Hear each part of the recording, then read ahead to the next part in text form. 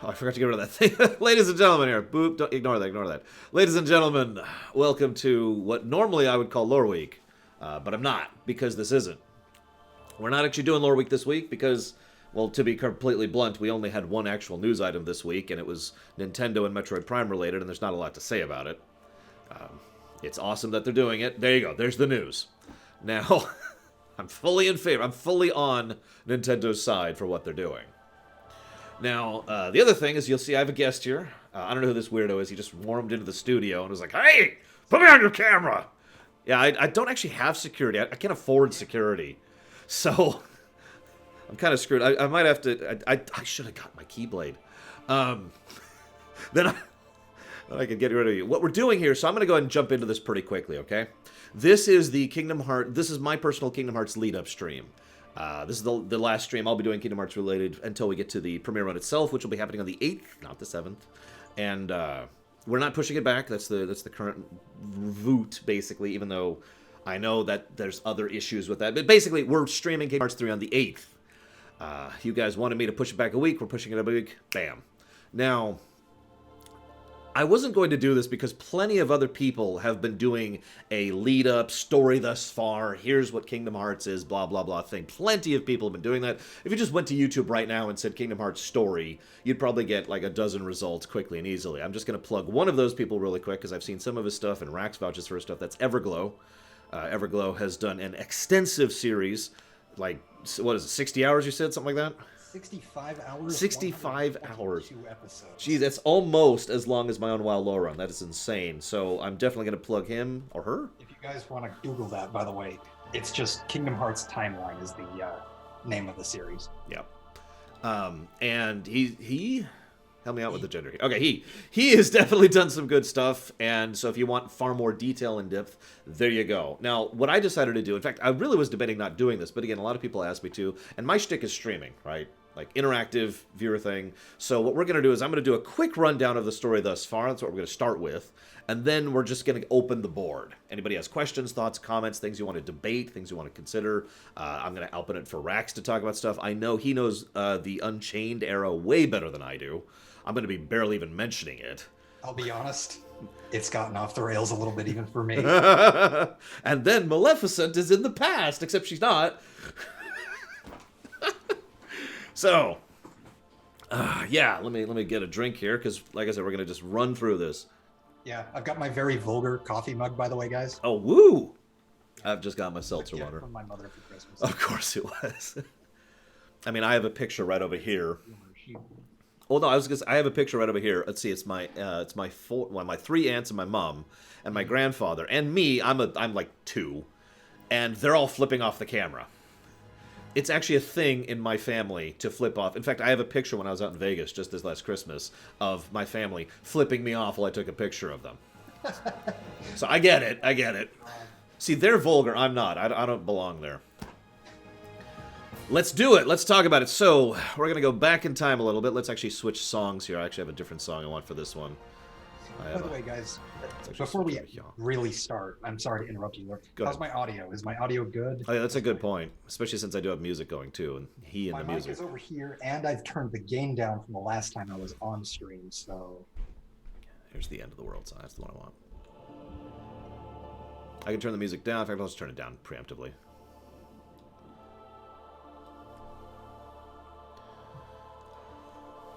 Oh yeah, I should mention one other thing. Sorry, I forgot about this. We have follower-only mode on.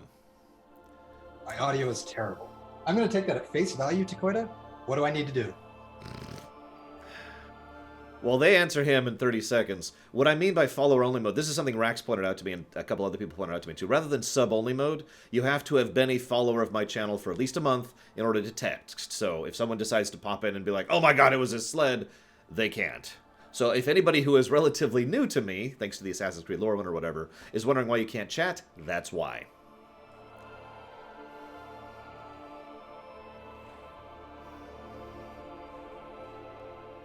Both too quiet, suffer from a big echo. Okay, the echo I can't really do anything about. Yeah. I don't have any like foam padding or anything like that. But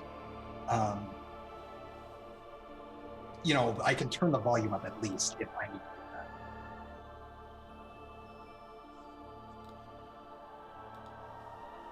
Huh.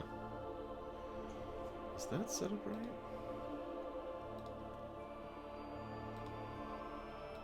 I'm going to bump the gain up just a little bit. Okay. I'm going to test something here really quick. I'm going to do an audio thing really quick, just really quick. So I'm just going to keep talking while I turn the music up and see if that changes anything. So I'm going to talk again. Okay, that seems to be working. Okay, just making sure the ducking's working. That's all. Okay, test, test, test. Can you guys hear me fine now? Maybe?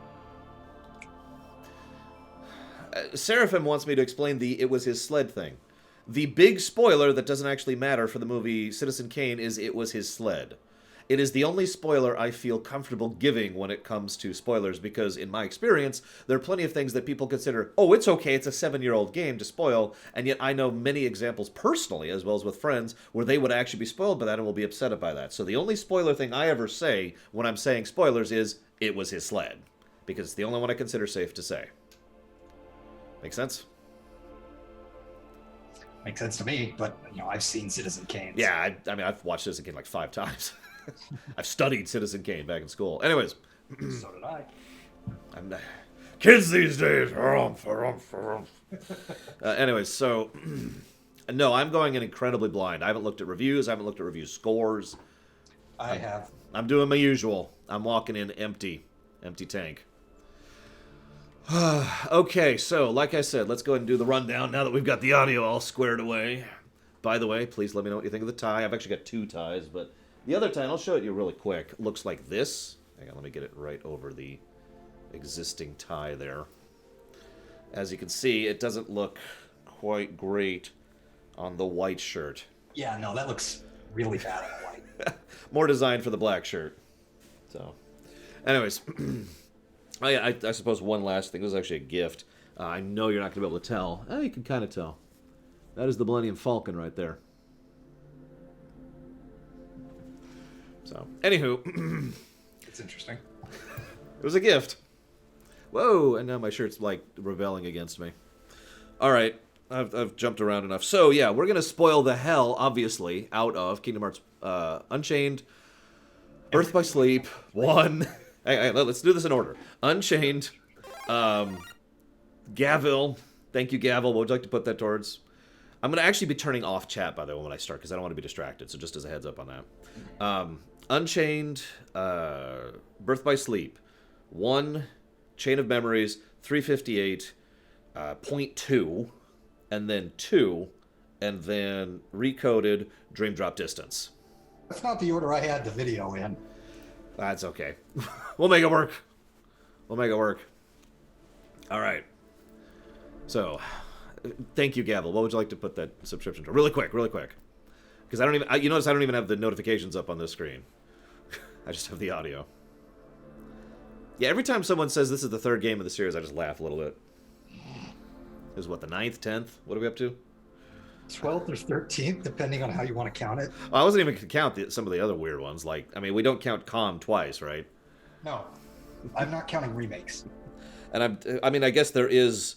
But I am counting 3 versions of the mobile game. Well, I was going to say, yeah, there's the browser version, and then there's the current version. What's the 3rd version? There's Key, Unchained Key, and Union Cross. Oh, I get you. Okay, I get you. You got it, Gavel. I don't even have that document up right now. I'll just make a new document real quick. Gavel to Enderall. Thank you again. No more donations, no more subs. Let's do this.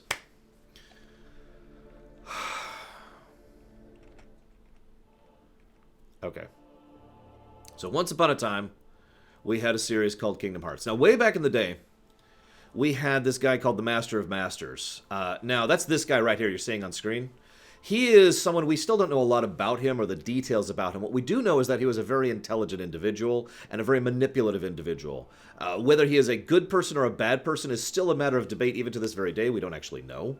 He did, however, invent a device, which I don't think we have a proper name for. But it's the Eye. It was actually what you saw earlier on screen. The Eye allows him to basically connect to it, regardless of where it is, to get information from it. He then gives that to his apprentice, Lushu here, which is the person you see on the right. And he says, all right, here's what I want you to do. I want you to take this Eye, I want you to pass it down to your apprentice and have them pass it down to their apprentice and so forth and so on, so that the eye will continue going forth through history. And Lucia's like, why would I do that? Well, it's actually very simple, because what I want is to be able to see the future. Hence this Keyblade here, which actually, if you'll notice, is basically the exact same Keyblade that Master Xehanort uses in the future, but I'm getting ahead of myself. This eye then allows the Master of Masters to have an idea of what is to come, which allows him to predict and plan for how he's going to manipulate the future. Now, this is getting into a little bit of conjecture, but shortly after this is the Keyblade War. It is my opinion and belief that the Master of Masters basically tried to accelerate the Keyblade War in order to make it as non-damaging as possible, in order to try and ensure that things would not destroy the entire universe, but instead would be a big devastating war, which we could then recover from. He also left several pieces of information, books, specific tasks given to specific people to ensure that they would be able to rebuild and basically start anew thereafter. This, what you're seeing here on screen right now, is actually some of the remnants of said Keyblade War, which is in the wrong place. There we go. As you can see, this Keyblade War then led to a compilation of what we generally refer to as Kingdom Hearts itself. What is Kingdom Hearts, I hear you ask? We don't know. So there's Lucio, as you can see, still has the eye, still showcasing, you know, to the Master of Masters what's going to happen. He's also got this weird black box by him. What's in the box? We don't know. Now, immediately after this event, we're going to skip forward a little bit here. Okay, so then we got into Birth by Sleep. So I'm going to pause here. What happens after this is we have a young Xehanort. Now, I'm actually going to have to find this footage. Please forgive me. It's way late. Towards the end. Got it. Towards the end. Got it. No problem. No problem. It's probably in the DDD stuff. Am I right? Mm-hmm. Cool. What happens shortly after this is there's this kid. He is born. Here it is. Boom, boom. He is born on a place called Destiny Islands, which is this place right here. What is Destiny Islands? We don't actually know. I'm sure it's of some significance. By the way, that's going to be a meme. So here we have young Xehanort. Now, young Xehanort is the one in the middle, and that's technically older Xehanort on the left. This is getting a little complicated, but admittedly, this is probably one of the simplest things to understand if you say it's simplicity. I actually was practicing this morning. So this is the beginnings of the time travel aspect of Kingdom Hearts. The time travel is very simple when you think about it. It's like this. When he was a child, young Xehanort received the power to time travel from his older self.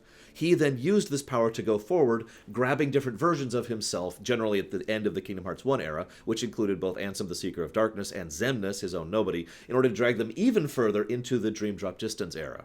Once all of them were combined into that one era, they then met with Master Xehanort, who then was going, aha, this will be the final conclusion of Dream Drop Distance. Once that event concluded unsuccessfully, they ran out of time, the time travel reverted, they all went back to where they were starting, and none of them had specific memories of the events that happened. However, they did have what's referred to as the etchings of the heart. In other words, they still have the impressions of the emotions, feelings, and general impetus that they had over the course of their time traveling adventure. That's it. It's actually quite simple, really. Hop, hop, back. That's all there is to it. That's the time travel. I never want to hear any of you say Kingdom Hearts is complicated ever again. So I'm going to... Really not. So, now granted, and Pax and I were talking about this morning, there is an issue of presentation, because the games are deliberately trying to obfuscate for the sake of storytelling. But it really is that simple, because what you can see here, that is Ansem the Seeker of Darkness on the left. Now, what happens is, in order to time travel initially, what you have to do is you have to abandon your body in order to do so. So only basically a phantom, which is what you're seeing here, can travel through time properly. You can also only go through time in one direction, and you can only go through time towards another place you have already been at or will already be at. Those are the rules, okay? You basically need an anchor. You need yourself at the other side to anchor onto. So what happens here is Ansem the Seeker of Darkness decides to go back and grant young Xehanort, who you're seeing on camera again here, the ability to travel through time, basically bypassing that rule, because the cost of the body has already been spent. This is what led to Ansem the Seeker of Darkness losing his original body, as well as the anchor, which is young Xehanort himself. He then uses this in order to... We're going to skip ahead a little bit here. Just a little bit more. There's Naminé. We'll talk about her later. Don't worry, she's very relevant. Skipping ahead a little bit more. So this leads to... What he ends up doing is he ends up grabbing Xemnas, again, from around the end of the Kingdom Hearts 1 era, during which Xemnas was very active. And... Anthem's going to be in the finale thing. I never remember what it's called. The White Room. Oh, God, I can't think of the name of it either. The Room. This place that I can't think of the name of. Anyways, so there's Master Xehanort, in case you're wondering who I'm talking about specifically. And there's various people he has brought here. We'll talk about the new organization later. But anyways, the relative point here... Oh, God, I don't even care anymore. The relative point... Let's go back to Birth by Sleep. Is that... Let's go all the way back. Yeah, let's go all the way back. This is important because you have to understand how much of a nightmarishly evil person Master Xehanort is. And I mean that sincerely.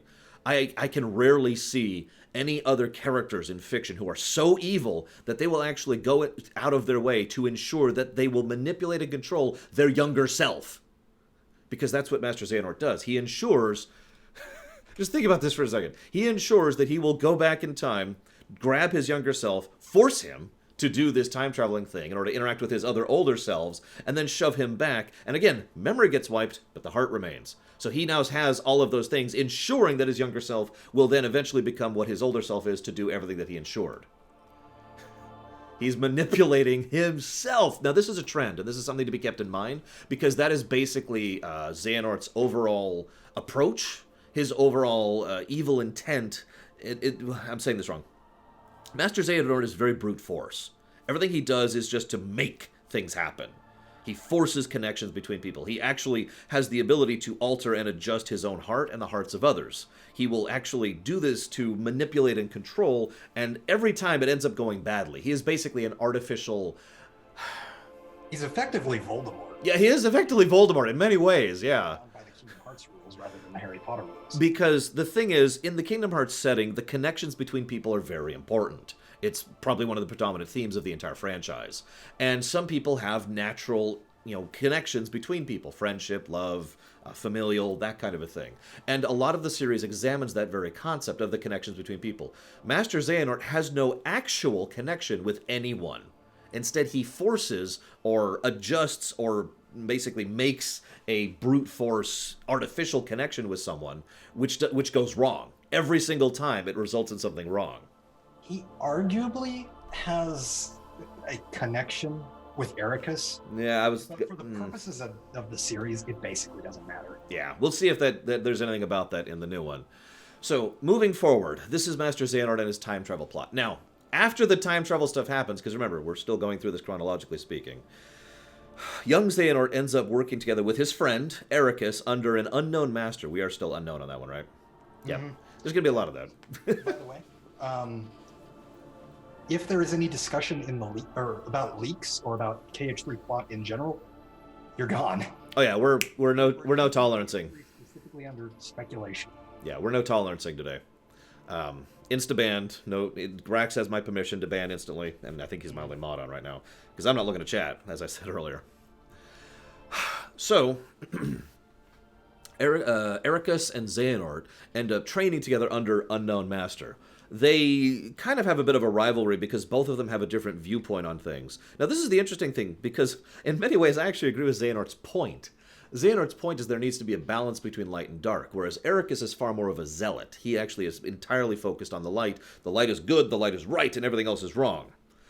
This obviously leads to some divisions between the two, and eventually an argument in which Xehanort ends up leaving and going off on his own. Xehanort then basically comes up with his overall plan. Xehanort's long-term goal is to recreate the current, let's call it the cosmos, in order to make it so that light and darkness are in equal balance. Which, again, I'm in favor of. It's just he's a horribly evil monster. So, anyways.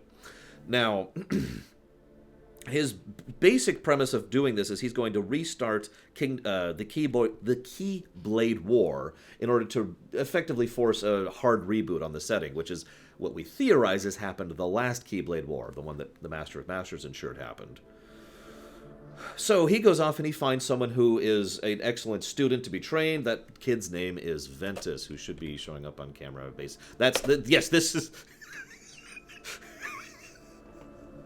Ventus. Ladies and gentlemen. Oh, Jacques. I know he's here. There he is. Okay, so there's Ventus. I wanted very weird clips. No, it's cool. It's cool. This is all what I wanted. I'm sorry, I just got this footage this morning, so I haven't had a chance to prep for this, so please forgive me. This is Ventus. Now, Ventus is just a little kid. You can notice he has several visual similarities with Roxas. This is on purpose because Ventus, well, what happened is Xehanort took Ventus, wandered off, and said, all right, we're going to train you, and you're going to learn to master and control the darkness in you, and you're going to be my new student. Okay, why do you keep failing? What is wrong with you? All right, you know what? Fine. I'm Xehanort. I force things to happen. So he shoves his Keyblade into Ventus's heart, rips him in half, metaphysically, and rips out... Oh, God, no. That would be horrible. But he does metaphysically rip Ventus in half. This is a devastating thing, and I do want it to sound like that. And he rips out all of Ventus's darkness. So the Ventus you're seeing on camera right now is actually all light. But unfortunately, that's not a good thing. He is a broken individual at this point in time. He doesn't have all his memories, and he doesn't function properly as a normal entity. His darkness is off wandering around as someone else who is probably going to show up at some point in time in the future. Probably right... Oh, no. I was wrong. Should be right. Yep, there he is. Right here. This guy's name is Vanitas. Yes, he looks a lot like Sora. He's even voiced by Haley Joel Osment. Vanitas is basically the piece of Ventus that was ripped out by Xehanort in order to be utilized for this purpose. Now, getting back to this. Create that weapon you're seeing right now. Yep, but I'm getting a little ahead of myself, so let's try this again. Rewind a little bit. There's also Terra. Now, these two people, Terra and Aqua, are... Okay, hang on. Actually, I'm sorry. I'm getting ahead of myself. Ventus... After doing this, Xehanort was like, well, I'm done with you. But for some reason, and this is the weirdest thing, because this might be the only sympathetic act Xehanort ever does in his entire life. Xehanort decides, rather than just, killing him or whatever, he decides to take Ventus to Destiny Island so he can live out the rest of his meager existence in peace. For whatever reason, and this is still an unknown if I'm not mistaken, Ventus basically activates, like he starts to function a little bit, and his heart starts to slowly rebuild itself. Now, obviously, this is because his heart then melds with another new heart that just was birthed. That heart would be Sora's. We're not sure why that happened. There's a lot of theory crafting on what, specific word, what Sora is, and why he is so naturally connecting to so many people. Regardless of the why, again, which we don't know, this weird music plays because I have it on random. That wasn't... Yeah, Eingrad requested that song, so you can thank him for that. But remember, guys, Sora's just a dull, ordinary boy. Well, he is. He's completely ordinary. There's nothing unique about him at all. So, Ventus is basically partially repaired. He effectively gets a graft, a metaphysical graft, which allows him to continue to exist. Ventus then is taken by Xehanort to be under the care of Ericus, alongside Ericus's other two pupils, which is Terra and Aqua. Now that's Terra, and that's Aqua in the distance. Aqua's the best, I'm just saying. She is actually, without joking, one of my favorite characters in the franchise, behind Xigbar. Now, we'll talk about him, don't worry. Both of these characters are Ericus's apprentices. Both of them have their own little journeys and efforts that they go through. But the long and the short of it is they both decide to go through a mark of... I was going to say the Mark of Mastery, that's it. The Mark of Mastery. Yeah, sure. In order to prove that they are truly worthy to be Keyblade Masters. Later on, Yensid will send people through a Keyblade Mastery thing, which involves basically saving the world and delving into a new dimension. Their Mark of Mastery exam, of course, involves fighting some random orbs. Because why not, right? I mean, that makes perfect sense, right? Terra fails. This is good footage. If the Terra fails here because he effectively has a bit of darkness in him when he's fighting, because Terra leans more towards the darkness side of the axis than the light side of the axis. And remember, Ericus, Zealot. Big important thing there. You have darkness in you? Not passing you at all. Yep. Nope. So Aqua passes. We'll talk more about her in a bit. Terra does not, because of the darkness thing. So what Xehanort does is he's like, interesting. Okay, I'm with that. This is clearly someone I could use, because I'm Xehanort and I'm incredibly evil. So he sends one of his own minions, whose name is Braig. That's this guy over here.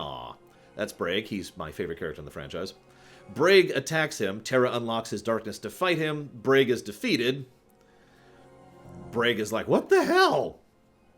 Terra is really distraught about this. Oh my god, I used the darkness in combat. And Xehanort's like, no, it's cool, it's cool. You just have to think about it differently. Just look into my incredibly evil eyes and follow me instead. You can tell I'm a good guy because of the hunch and the gravelly voice. Rip Leonard Nimoy, by the way. So, regardless of how stupid Terra is here, the fact is Terra decides to go ahead and accept Xehanort's idea to go ahead and become someone who masters darkness in order to be a better Keyblade wielder and to be a good person in general. So, hang on. So, this is basically the totality of Terra's story arc. He tries to accept, understand, and admit the type of darkness that exists within him. He kind of fails, but... I mean, he kind of succeeds. He does kind of succeed. Kind of fails. It's a weird halfway point. Now, this is Ericus. This is actually the first time I'm showing it off on camera. Ericus is, well... Ericus has decided that the only way to prevent Xehanort's plans and all that is to kill Ventus. Probably worth noting that might have actually worked. So he's got a point. It definitely would have worked. But he's going to kill a kid. For some strange reason, Terra decides that he doesn't accept that. So Terra decides to go ahead and fully embrace, you know, that whole darkness thing in order to be able to defeat and indeed kill Ericus. So this leads to Terra killing Ericus. What's funny is this whole time Ericus is just like, what are you doing? The darkness has taken you. You are my son. What's going on? No, I am right. I'm right. I'm a zealot. I have to be right. That's what a zealot means. I am, of course, being slightly exaggerative. This is actually a great scene. So I'm letting it just kind of play here. Now, the thing is, as a consequence of that, because this was deliberately designed, darkness starts to take the land of departure. We'll get back to that. And Xehanort decides to go ahead and use the darkness that is within Terra as a method of infiltrating him. Terra, right before he is infused, activates his Keyblade armor, which is what you're seeing right here. Keyblade armor is a form of artificial construct that is to defend against the effects of darkness and the more metaphysical damages of traveling between worlds, to summarize excessively. However, as you can see, the armor doesn't work. The armor just kind of falls off of him. And instead, yeah, see, there you go. And instead, what we have now is someone who we're gonna refer to from now on as Terranort, because this is Xehanort who is inhabiting Terra's body. You'll notice that there is a literal physical consequence of the fact that a new soul, effectively, is within this body. Now, for some reason, Terranort didn't really plan for this. God damn it, not again. Hang on, yeah, he just kind of rolls with the punches. Yeah, he really does. Actually, let's rewind a second, because the next thing I want to cover is actually this. So while this is happening, the other side of his plan... So Xehanort had two major plans throughout Birth by Sleep. Get a new body, make this thing. This is the Keyblade. Oh, I hate saying that. I like to refer to this as the Chi-Blade, because it's a lot easier when you're just saying it out loud. Some people say Kai-Blade. Yeah, I've heard Kai-Blade, that's another way to put it, because there's several different ways to say that Greek letter. But either way, this is the Keyblade. It is... Whatever you do, don't call it the X-Blade. It's, I will hurt you. it's clearly the X-Blade. No, it's the X-Blade. You gotta say it right. Oh my God. The X-Blade is a device. It's a specific type of Keyblade that has been pushed... Okay, so the one you're seeing on screen has been artificially crafted in order to give him access to Kingdom Hearts. What you need for the Kai-Blade is to go ahead and have a universal darkness, as in 100% darkness, no light within it, and 100% light with no darkness in it, perfectly match and compete against itself in order to craft this kind of a thing. Now you'll notice this is kind of a broken Kai-Blade. That is specifically because of everything he did with both Ventus and Vanitas. Again, Xehanort's big shtick is just kind of forcing things in order to work in ways that they otherwise shouldn't. That's why this sword is broken and weird and got this kind of odd texture going through it. So it is worth noting, even though it's broken inside of Ventus's heart, because only Vanitas is wielding it here and it's, you know, half complete, on the outside, it looks perfectly normal. Yeah. You know, it doesn't function perfectly normally, but so it might come up in Kingdom Hearts 3. Yeah, that might be a thing, because So Vanitas and Ventus end up facing off in what is probably one of the better last boss events in like the history of Kingdom Hearts, in my opinion. This is great, because not only is it a regular fight, but then there's also a fight which has this whole thing where you have to gather pieces of your own heart in order to smash him into you. And what effectively happens is Ventus basically destroys Vanitas and then recombines him into himself. Now, because that was a forced process that leads to some consequences. Most notably, Ventus basically goes into a coma, and his heart leaves.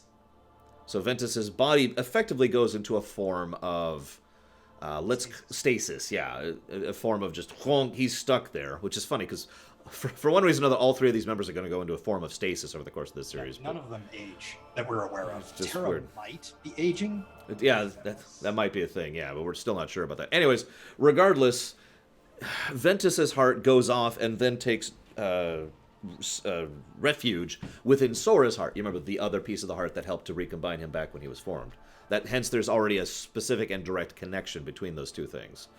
What happens with Vanitas after this is, well, okay, the assumption up until now was that Vanitas was gone, as in erased. Utterly erased. Anyways, shortly after this, Aqua goes to confront Terranort. Now, Xehanort is still struggling with Terra within him because, Terra's heart is still in there and they're still having issues. But for the most part, Xehanort really is the one in charge. So Aqua decides, yeah, okay, I'm not dealing with this. And Aqua decides to be incredibly badass, because she is. And she actually defeats Terranort in one-on-one combat. I want to emphasize that point. This is actually the real last boss of Birth by Sleep. I want to emphasize that point because Aqua takes on someone with the power of Terra and Xehanort and wins. That's saying something. However, after she defeats him, as a consequence of the defeat and as a consequence of the darkness in Terra and in Xehanort, they both end up falling into the realm of darkness. Now, we'll talk about that a bit. I'm saving concepts for later. We're still going through the timeline. But what you need to know right now is that as a result of this, Aqua refuses to let this happen. So Aqua rushes down into the realm of darkness, puts her armor, basically uses her armor to grab the body and get them out, and leaves her Keyblade with him to guide him back into the realm of light. So Terranort ends up back in the realm of light, back in Radiant Garden. Aqua ends up in the realm of darkness. We'll come back to that. I don't have any footage of that. Don't worry. So, that's effectively the end of Birth by Sleep. Now, I am going to pause for a moment to talk about a few things that are relevant when it comes to what's coming up for Kingdom Hearts 1, because Kingdom Hearts 1 is the next game, chronologically speaking. First and foremost, the next thing you need to be aware of is that Terranort and Braig... Okay, so Terranort loses his memories. He gets taken in by Ansem. Now, this is the first time I've brought up Ansem. Now, if I ever say Ansem, I mean Ansem the Wise, okay? That's how I do that. I know everyone has their own different ways, but Ansem is Ansem the Wise. Ansem the Seeker of Darkness, or simply the Seeker of Darkness, that's the other one, okay? Now that we've got that clear. Ansem takes in Terranort, and he's like, "Who are you?" "I am Xehanort, but I don't remember anything else about me." And Braig's like, "No problem, I'll take care of you. And I definitely won't manipulate the situation to my own ends." Wink, wink. I'm telling you, Braig's more than we think. I'm just saying. Or more than we've been shown. So, Terranort works with Braig and Ansem to study the heart, along with several other of his inner circle, which include... I don't know all their names. Ienzo is there. That's the important one. Even... Alias? Alias, yep. Is it Alias? Elias, I don't know how to pronounce it. Ienzo. Yep, Ienzo. Or Ienzo. That's it. Yeah, I think those four are it. I think you're right. All of these people decide to start studying the heart. We need to study the heart. We need to understand how it works. This is all done for good purpose, by the way. It's worth noting. This is all done with good intent. After their studies, something happens. Now, I'm going to go ahead and add theory. This is my mild theory note here. I think that while they were studying the heart, they basically unlocked Xehanort in Terranort. Because up until this point, Terranort has had none of his memories. Something happens. We actually see this in a scene. I'm assuming you didn't get footage of this because I didn't ask for it. But there's a scene where Braig's like, "Oh my god, you attacked them and there's darkness coming at him. Does this mean you remember?" And then Terranort stabs the Keyblade right into Braig. I'm thinking that whatever experiment they were doing unlocked his memories, which basically at this point is now fully Xehanort. Xehanort then does several things in quick succession, which I'm going to run through these really quickly, okay? First, for reasons that are best left to the imagination, he decides to usurp Ansem's name and title. The title makes sense, the name doesn't. But regardless, he decides to banish Ansem the Wise off to the realm of darkness. Meanwhile, he takes his name and thus henceforth calls himself Ansem, the Seeker of Darkness. The Seeker of Darkness then continues his experiments and effectively severs the heart from himself and each of his original 7? 6. 6, thank you. His original 6 people. 5 apprentices. Well, yeah, the 5 apprentices plus himself. 6 of them in total. This crafts basically the original organization. We'll cover that in a minute. Each one of these people separates, and we have a Heartless, which goes off and does its own thing, and a Nobody, which keeps going. Now, we're going to discuss this very briefly. In Kingdom Hearts, the way the metaphysics work is you've got your mind, you've got your soul, you've got your body, you've got your heart. The soul is the least defined of all these, so we're just going to not talk about that because there's really nothing to say about it. It's best described as the life. So, anytime the heart is removed, the mind and the body keep going. And that forms what is called a Nobody. A Nobody is something that has the ability to walk, think, talk, act, but doesn't really have the ability to feel the way other people do because it's literally lacking a heart. However, and I was right about this, I'm never going to shut up about that, with sufficient... memories are debatable. It depends on the nature of the creation. But after sufficient time and effort and interaction with other people, a Nobody will eventually start to grow a brand new heart.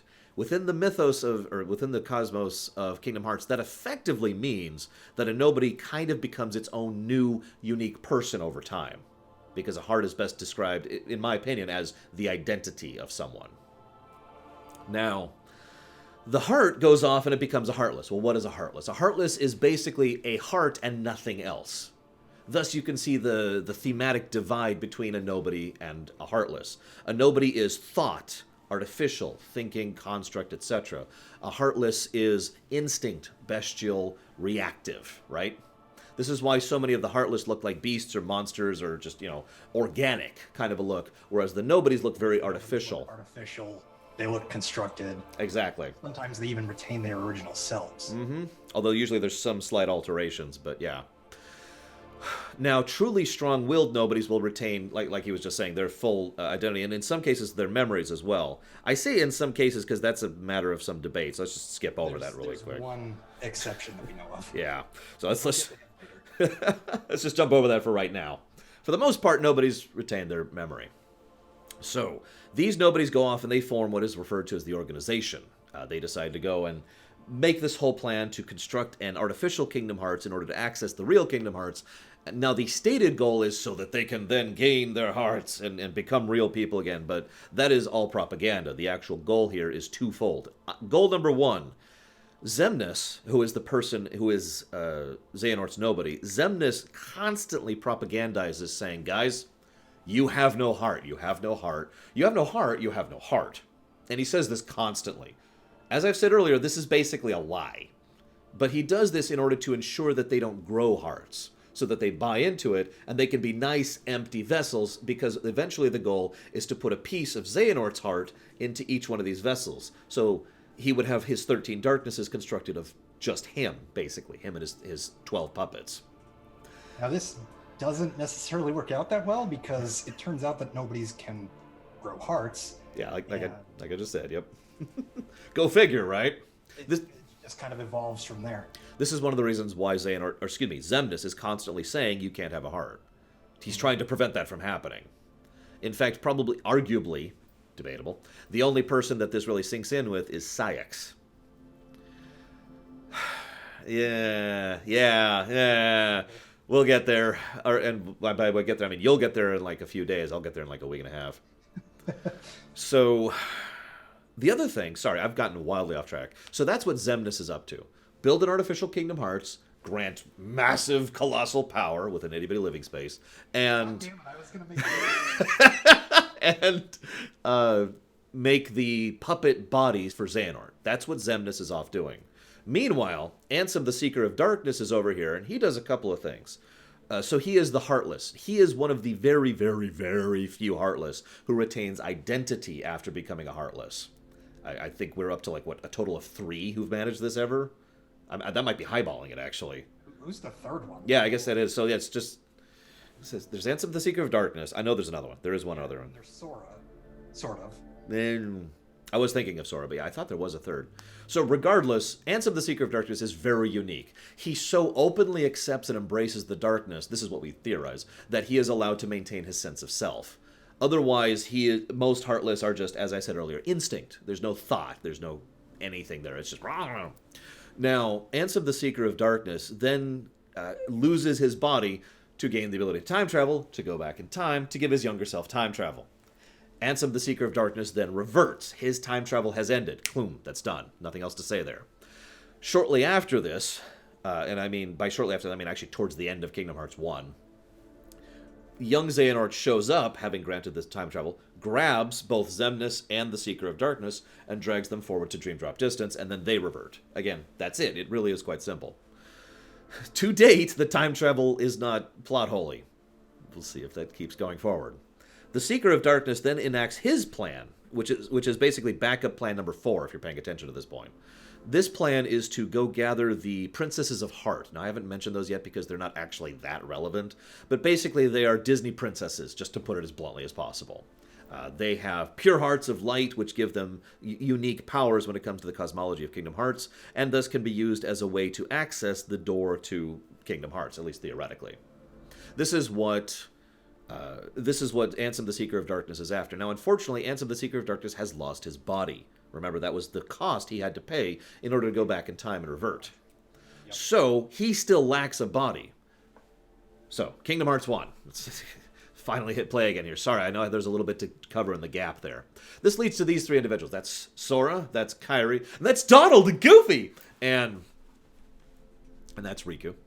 We should totally have a Sora, Donald, Goofy counter for Kingdom Hearts 3. And these are 3 kids. Yeah, these are 3 kids who live on Destiny Islands, the same island that young Xehanort is from. They are friends, but each one of them represents one of the 3 basic ideas of Kingdom Hearts: light, dark, and in between. Which one is which has been debated a lot.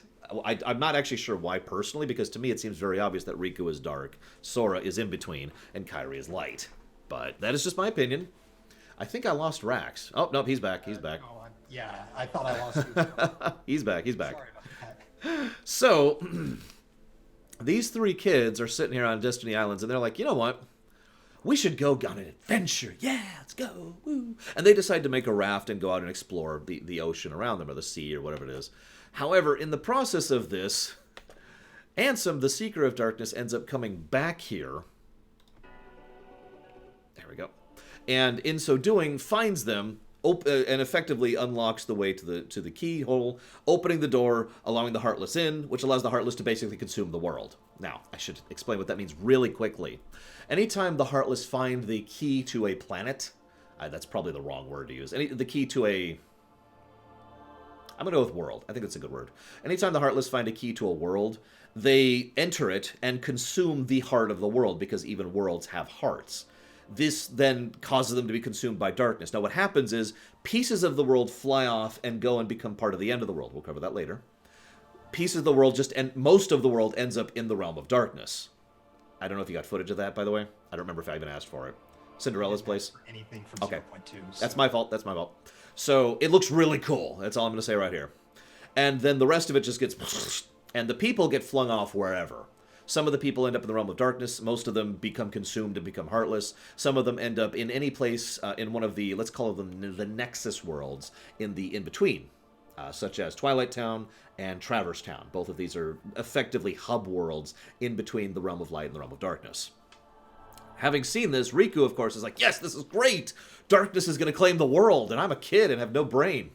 So, what happens is the darkness comes down, as you're seeing here. We may never see our parents again. We've never seen your parents! Ever! We've heard one line to prove that you have a mother. That's Sora. What's the Riku second one? Mentions his dad. Oh, you're right. You're right. So we have 2 lines. Riku has a dad, and Sora has a mom, and that's it. That's all we know. We're pretty sure those 2 people exist. Maybe. Because we haven't seen them on camera. We did hear Sora's mother's voice, though, so that's probably... She probably exists. Existed? I don't know.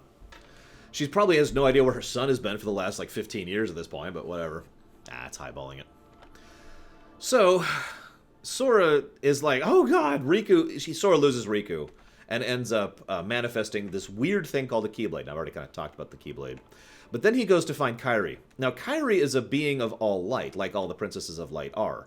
This means she basically can't become a Heartless, because there's no darkness for them to get in and cause. So, Kairi chooses the next best option, taking Sakura within another person's heart. So, at this point, if you're paying attention, we now have 3 hearts within Sora. Those hearts would be Ventus's original heart, Sora's own heart, and Kairi's heart. That number's going to go up, that's why I'm mentioning it. They end up in Traverse Town. Sora has a couple of adventures. This woman's named Maleficent. Maleficent is one of the most interesting characters in Kingdom Hearts because... I don't recognize her. No, I'm You've probably never heard of this chick. Maleficent is one of the most interesting characters for me personally because they actually managed to make her an engaging character while still being pathetic. It's weird the way they pull this off. She is super low tier when it comes to the stuff we're dealing with, but she's probably the highest tier Disney thing we encounter, at least on the evil side. Maleficent ends up taking in Riku. Like, hey, listen, I care about you. You're my friend, and I think of you like my own son, and I'm not evil. Look into my glowing green eyes! It just keeps working. So, what happens is Riku ends up slowly, basically getting jealous. To put it as simply as possible. As you can see, Sora at this point has found Donald and Goofy. Now, I know what you're going to ask. Who the heck are Donald and Goofy? Anyway, so Riku here sees that Sora has found these new friends and honestly starts to feel left out and put out and starts worrying about this and starts focusing instead on Kairi. He starts working with Maleficent and learning more and more about how to utilize darkness and what darkness can be used for. Now, this is actually an irony in its own right, because Maleficent is doing this because she's a manipulative twat who is trying to use Riku for her own ends. The reason this is interesting... He is working for well, Seeker of Darkness, but we'll get to we'll get to that. We'll get to that. I don't think she knows that at this point. No, not at this point. Now, but the reason I find that interesting is because, as I've already hinted at, Riku eventually becomes aware of a concept within Kingdom Hearts, that darkness is not evil. This is actually one of the extremely rare settings which really pulls that off well. Darkness isn't evil. Darkness is emotional, darkness is abrasive or aggressive and instinctual, but it is not evil. It is, however, of course, understandable why evil people would lean towards it. It is much easier and it's much more in line with their general mentalities. It is also much harder to use without losing yourself to it. Although, I have heard some people debate, I'm curious what Rax thinks of this, that light is equally hard to use without losing yourself to it, because Ericus. I wouldn't say it's equal in that regard, but I would say that it is, it does lean in that direction. Yeah, that's kind of, yeah. Can someone evil use light? Yeah. Mm-hmm. And someone good can use dark. They're not on that axis at all. That's the point. So, Riku... here we go. Perfect. This is great. So Riku ends up... Gorsh! Riku ends up training and basically learning more and more about how to use darkness, which ends up actually helping out quite a bit in the long run. But bit by bit, because he's still a kid, and because he's still being manipulated, and because of all that problem, he ends up losing a bit of his drive, will, and individuality, free will, whatever you want to call that. This leads to this thing on the left there. Actually, not quite. Sorry, we're not quite there yet. But basically, you can kind of see this guy right here. Now, I know he says, I know what the subtitles are. Ignore that for a second. Riku ends up basically embracing the darkness, which leads to him looking like that. That's his appearance when he has embraced the darkness. Now, he was advised to do this by Ansem, the Seeker of Darkness. The reason Ansem, the Seeker of Darkness, did this is because he wanted to inhabit him. Remember, still needs a body. So Ansem, the Seeker of Darkness, pops into him and says, hey, I am now in this body. And there's this cool overlay effect they do, and Billy Zane is awesome. At the end of Kingdom Hearts 1, because I'm just going to skip forward, Maleficent dies, although I still have no idea what the hell happened with that, because she just comes back in Kingdom Hearts 2. And to my knowledge, that still hasn't been explained. Yeah, didn't think so. I was just checking my consultant here for a second, but I'm pretty sure that still hasn't been explained. So... this then leads to them going to... Actually, I've been playing the End of the World song this whole time. This is beautiful, but I love this place. So they go to the End of the World. This is, ironically, this is best described as the nobody of the worlds. This is the bits and pieces left over for all the worlds that have been lost to darkness over the course of the last several years, as the Heartless have been consuming hearts, and Ansem, the Seeker of Darkness, and Maleficent, who has been manipulated by and controlled by Ansem, the Seeker of Darkness, has been moving them to do so. There's a lot of really cool symbolic stuff here, including this. Perfect. So, this is awesome that you actually got this. Thank you for getting this. I know this is kind of a pain. Yeah. So, in amidst all of this, we see bits and pieces of all the worlds that have been consumed thus far. And then this, which is the one and only piece of Radiant Garden that's here. And there's this journal there, and there's these weird pods. And it says here, one's born of heart and darkness, devoid of hearts, ravage all worlds and bring desolation. I can read faster than that, Rex. Come on. Seize all hearts and consummate the great heart. All hearts to be one heart to encompass all. Realize the destiny, the realm of Kingdom Hearts, the great darkness sealed within the great heart. Progeny of darkness, come back to the eternal darkness, for the heart of light shall unseal the path. 7 hearts, 1 keyhole, 1 key to the door of darkness tied by 2 keys. The door of darkness to seal the light. None shall pass but shadows returning to the darkness. One's born of the heart and darkness, hunger for every heart until the dark door opens. Now that whole speech is relevant because, while it's flowery and vague, that describes... A bunch of nonsense. Yeah, it sounds like a bunch of nonsense. It describes most of the story of the entire series right there. And the overall plan of using Heartless to access the door to darkness, to access the realm of darkness, and to access Kingdom Hearts itself. It's a great bit. If you've been paying attention to my Twitter, I've been quoting it while I've been giving out my Cordons mixes. So, what happens at the end of Kingdom Hearts 1 is actually quite simple to explain.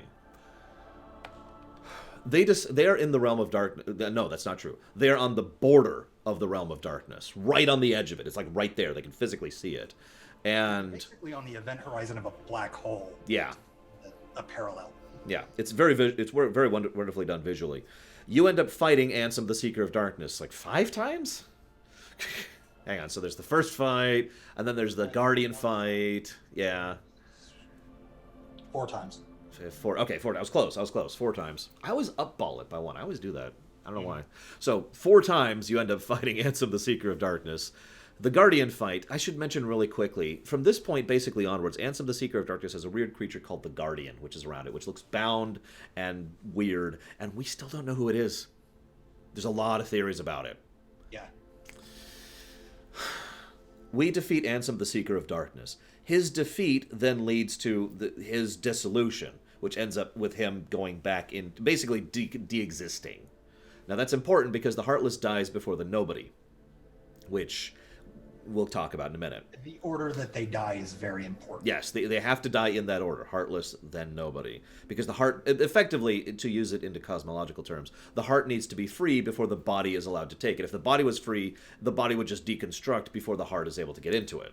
Yep. So the heart needs to be freed first. Now, yes, I know, Tyler. Now, I said I wasn't looking at chat. I should actually not look at chat. Keep to my own word here. With Ansem the Seeker of Darkness defeated, they go and they find this giant door, which is the door to darkness. This is basically the actual barrier now between the realm of light and the realm of dark. Now, on the other side of that door is Mickey. Hey! Holy crap, where have you been all game? He has been over there working with this chick you've probably never heard of. And she has been doing a pretty cool little side section. And she ends up effectively empowering both Riku and Mickey to help them help Sora close the door. To summarize. You got all that? So that's Aqua, in case my joking wasn't made clear there. Aqua helps Mickey and Riku close the door. The door being closed, and the Heartless being dispersed, and Ansem the Seeker of Darkness being gone, means things start to reset. So the end of the world starts to break apart and reform into the various worlds that it was made of.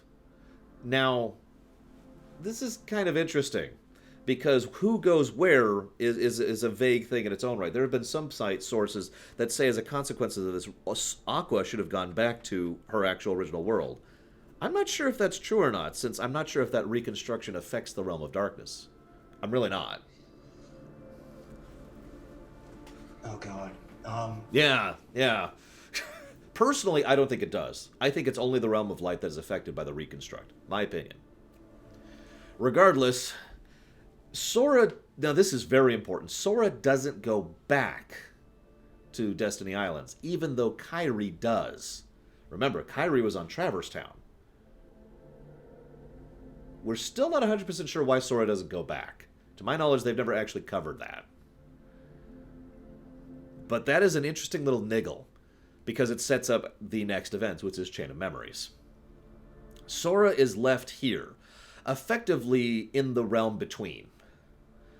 So he ends up literally walking through the realm between until he reaches this place called Castle Oblivion.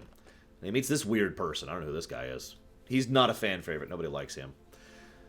Castle Oblivion, now I didn't cover this earlier because this is really a minor note. Castle Oblivion used to be the realm of departure. This is where Aqua, Terra, and Ventus used to train under Ericus. This place was converted by her into the Castle Oblivion, and it was deliberately basically put an enchantment over it. And that enchantment ensured that anyone who was here would have difficulty finding their way through it, and would slowly lose their memories over time based on circumstances. So it's kind of a... The second thing is a little bit of a side effect. It's not necessarily intended. Yeah, it's just to obfuscate Ventus. Because as I mentioned, Ventus is trapped in his own stasis thing. He's here. This is now his, let's call it his vault, to keep him safe. Now, Xemnas has been trying to figure out where the heck Ventus is for quite some time. Has been sending Axel on repeated investigations and excursions into this place to figure out where the hell Ventus is. Now, you're like, who the hell is Axel? Briefly, let's talk about Issa and Lee. That took me a moment. Issa and Lee are two kids who, at some point or another, decided to hatch a plot to deliberately lose their hearts, to become nobodies, to take over the organization. I'm not sure where that comes from, but there it is. They just kind of wanted that for some reason. This, of course, leads to Issa becoming Saïx and Lee becoming Axel, who's this guy right here. He's also voiced by the same actor, as Reno from over in FF7. I like Quentin Flynn. Almost Tarantino. I like Quentin Flynn, so I'm cool with it, you know. Hang on, I have a better... There we go, this is a better song for this place. So, Sora ends up stumbling into this place. Now, actually, a whole lot of things happen in short succession here. I'm going to cover the basics, the ones that really matter. During the excursion here, they find another person. That person is Naminé. Now, earlier, during Kingdom Hearts 1, Sora ends up basically deliberately and willingly losing his heart to darkness. All these pictures look weird. He ends up willingly losing his heart to darkness in order to unlock Kairi's heart within him, which allows Kairi to remanifest. However, in so doing, Sora effectively becomes a Heartless as a consequence of this. This is the second one I talked about earlier. However, he still has a sense of self and direction, and he actually ends up having a, unfortunately, brief gameplay section where he goes and tries to find Kairi and ends up getting reconstituted like 3 minutes later. Now, this has two major side effects. When a being loses its heart is separated from the body, heartless, nobody. However, he had 3 hearts inside him at this point in time. So his heart comes out. There's a pretty strong theory that Ventus's heart goes into Roxas, but we're not 100% sure what happens to Ventus's heart. Confirmed. Oh, it has been confirmed? That was confirmed in the BBS Ultimania. Oh, okay. So Sora's heart becomes his heartless. Kairi's heart, well, gets released and it gets remanifested. Ventus's heart goes off to Sora's nobody. Because there's only one body to make a nobody. So Roxas is Sora's nobody with Ventus's heart in him. This is why Roxas is so bleh when he's first there, because he is a abomination, basically. Yeah, he should not be. He doesn't really have any original self to form memories out of. Yeah, he is functionally a new being as of that point in time. This also crafts Naminé. Naminé is even less than Roxas. Naminé doesn't really have a body or a heart.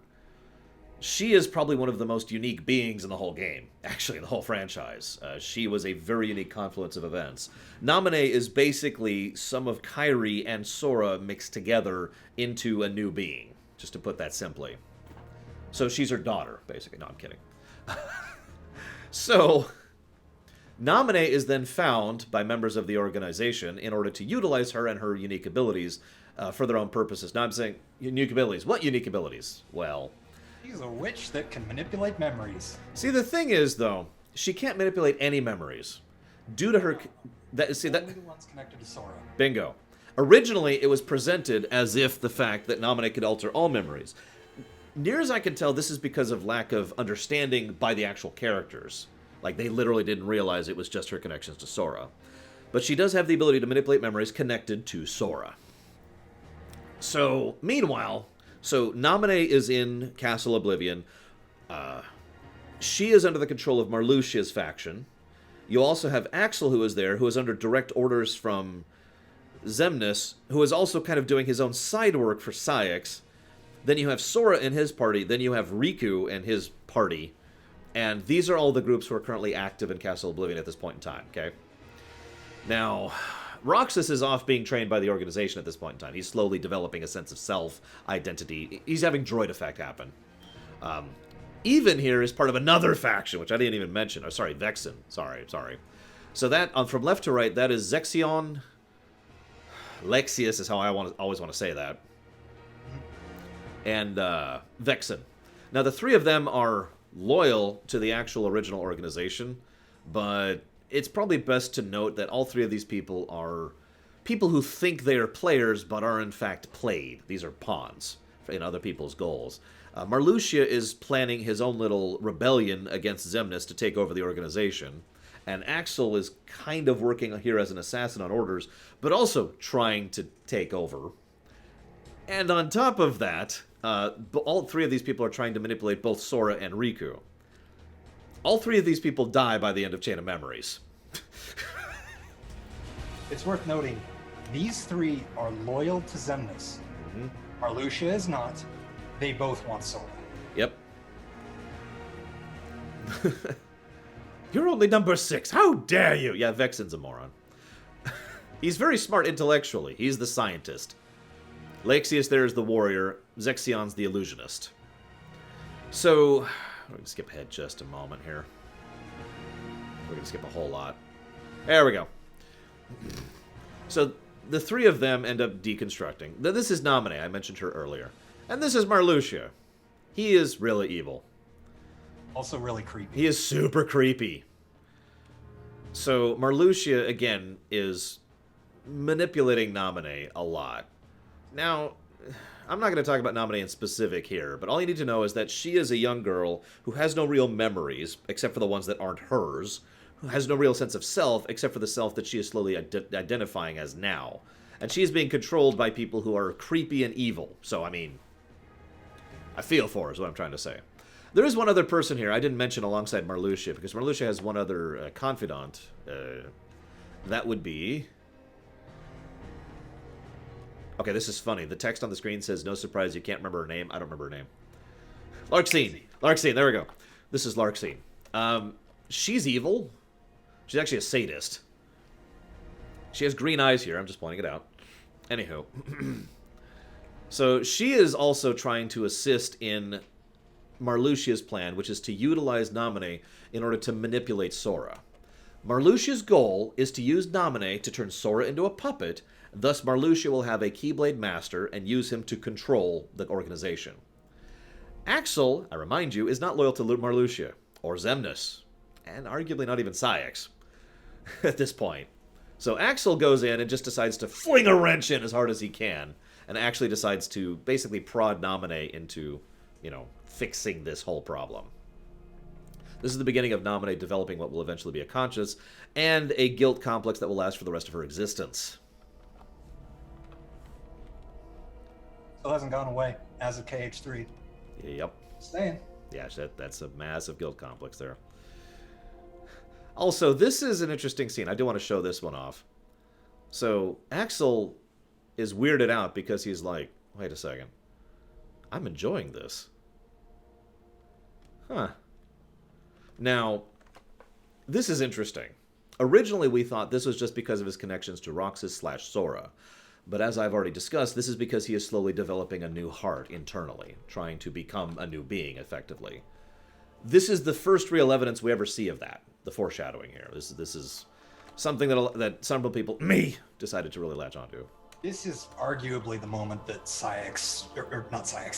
Axel, actually switches sides and becomes loyal not just to himself, but also to Roxas, I Yeah. suppose you could say. Yeah. Whoa, what is that? Train going by or something. I think that might be my heater. Ah, okay. So, then we cut to Riku's side. Remember, Riku's here too. Now, Riku's journey here is actually fairly simple.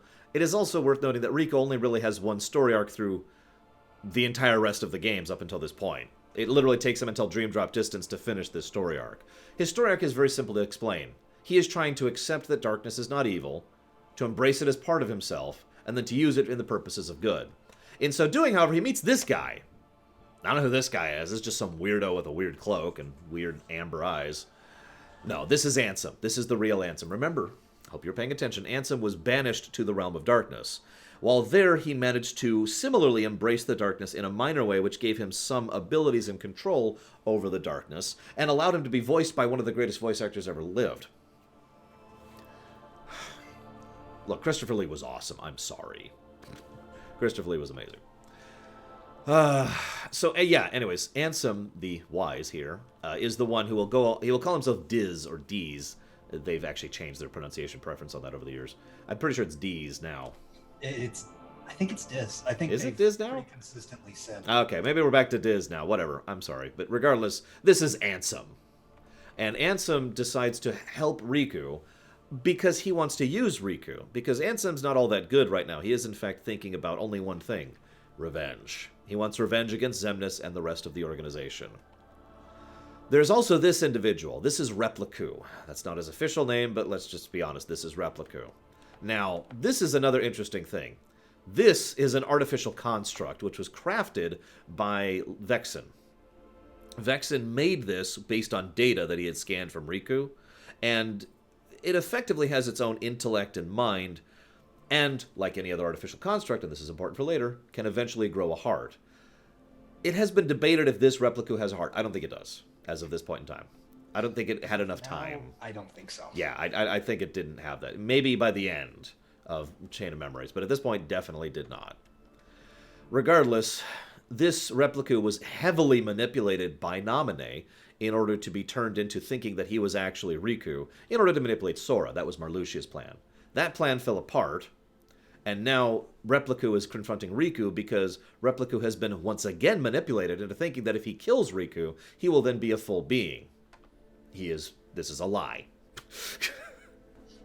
I never would have guessed. I know, right? Poor Repliku.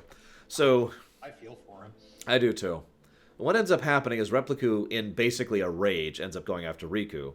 Riku defeats Repliku. Repliku will actually show up later, but Repliku does end up dying as a consequence of the actions of this game, and cessates? I'm not 100% sure what happened. Yeah, we think Repliku is gone, like actually gone. Because, again, he wasn't in anything.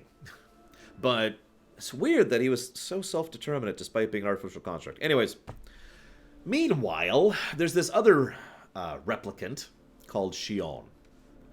That would be this wonderful woman, which we're about to see in a second here. That's her right there. Now, she can wield a Keyblade because she is actually crafted from Sora's data on Kairi. So that's why she is a she, that's why she looks the way she does, etc. She is... Repliku was the prototype. She is the final product. So yeah, exactly. She was what they were trying to do. They wanted to craft someone who could use a Keyblade in order to be able... basically absorb Sora's powers. Exactly. They wanted at least one Keyblade wielder under their control to be able to go defeat Heartless and gather the hearts for the Artificial Kingdom Hearts plan. Mm-hmm. So, Xion, she has a really long, terrible, tragic story that I'm actually going to cover right here. But that's Riku, by the way.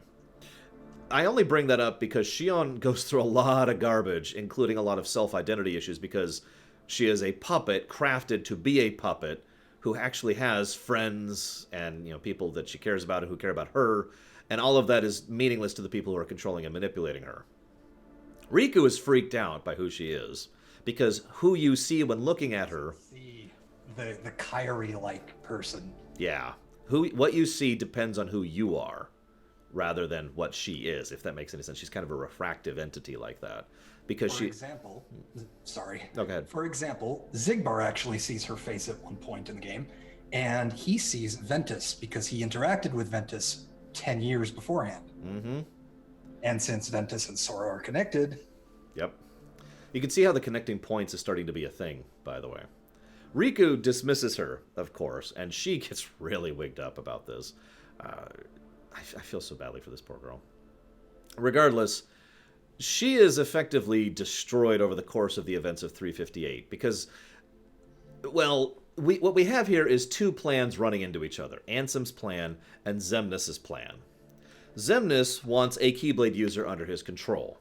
Ansem wants a Keyblade user under his control. Xemnas wants it to make the Artificial Kingdom Hearts, and then to eventually make the new organization as puppets for Xehanort. Ansem wants revenge. Yeah, I'm not excusing it, it's just that's what it is. Yeah, she was, well, I should say, nearly everyone in this series was caught between a rock and a hard place. Yeah, no kidding. Especially when it comes to Xemnas and Ansem. Yeah. Now, so, hang on, let me double check. I'm just seeing what footage I have here, because there's not actually a lot else to cover in 358, weirdly enough. Yep, okay, we're good. So, what happens here, as I mentioned earlier, Xion ends up connecting with two other people. That's Xion, that's how she's supposed to look. That's Roxas, that's Axel. The three of them do become legitimately good friends, spend time together, grow together, and basically form connections between the three of them. Axel at this point is still working as the assassin of Xemnas and has started to gravitate away from Cyax. Roxas is just a patsy. He's being used to go gather hearts and nothing else, as fast and as many as he possibly can. Xion is doing the same thing. Catch is, as I mentioned, Ansem's plan runs into Xemnas' plan.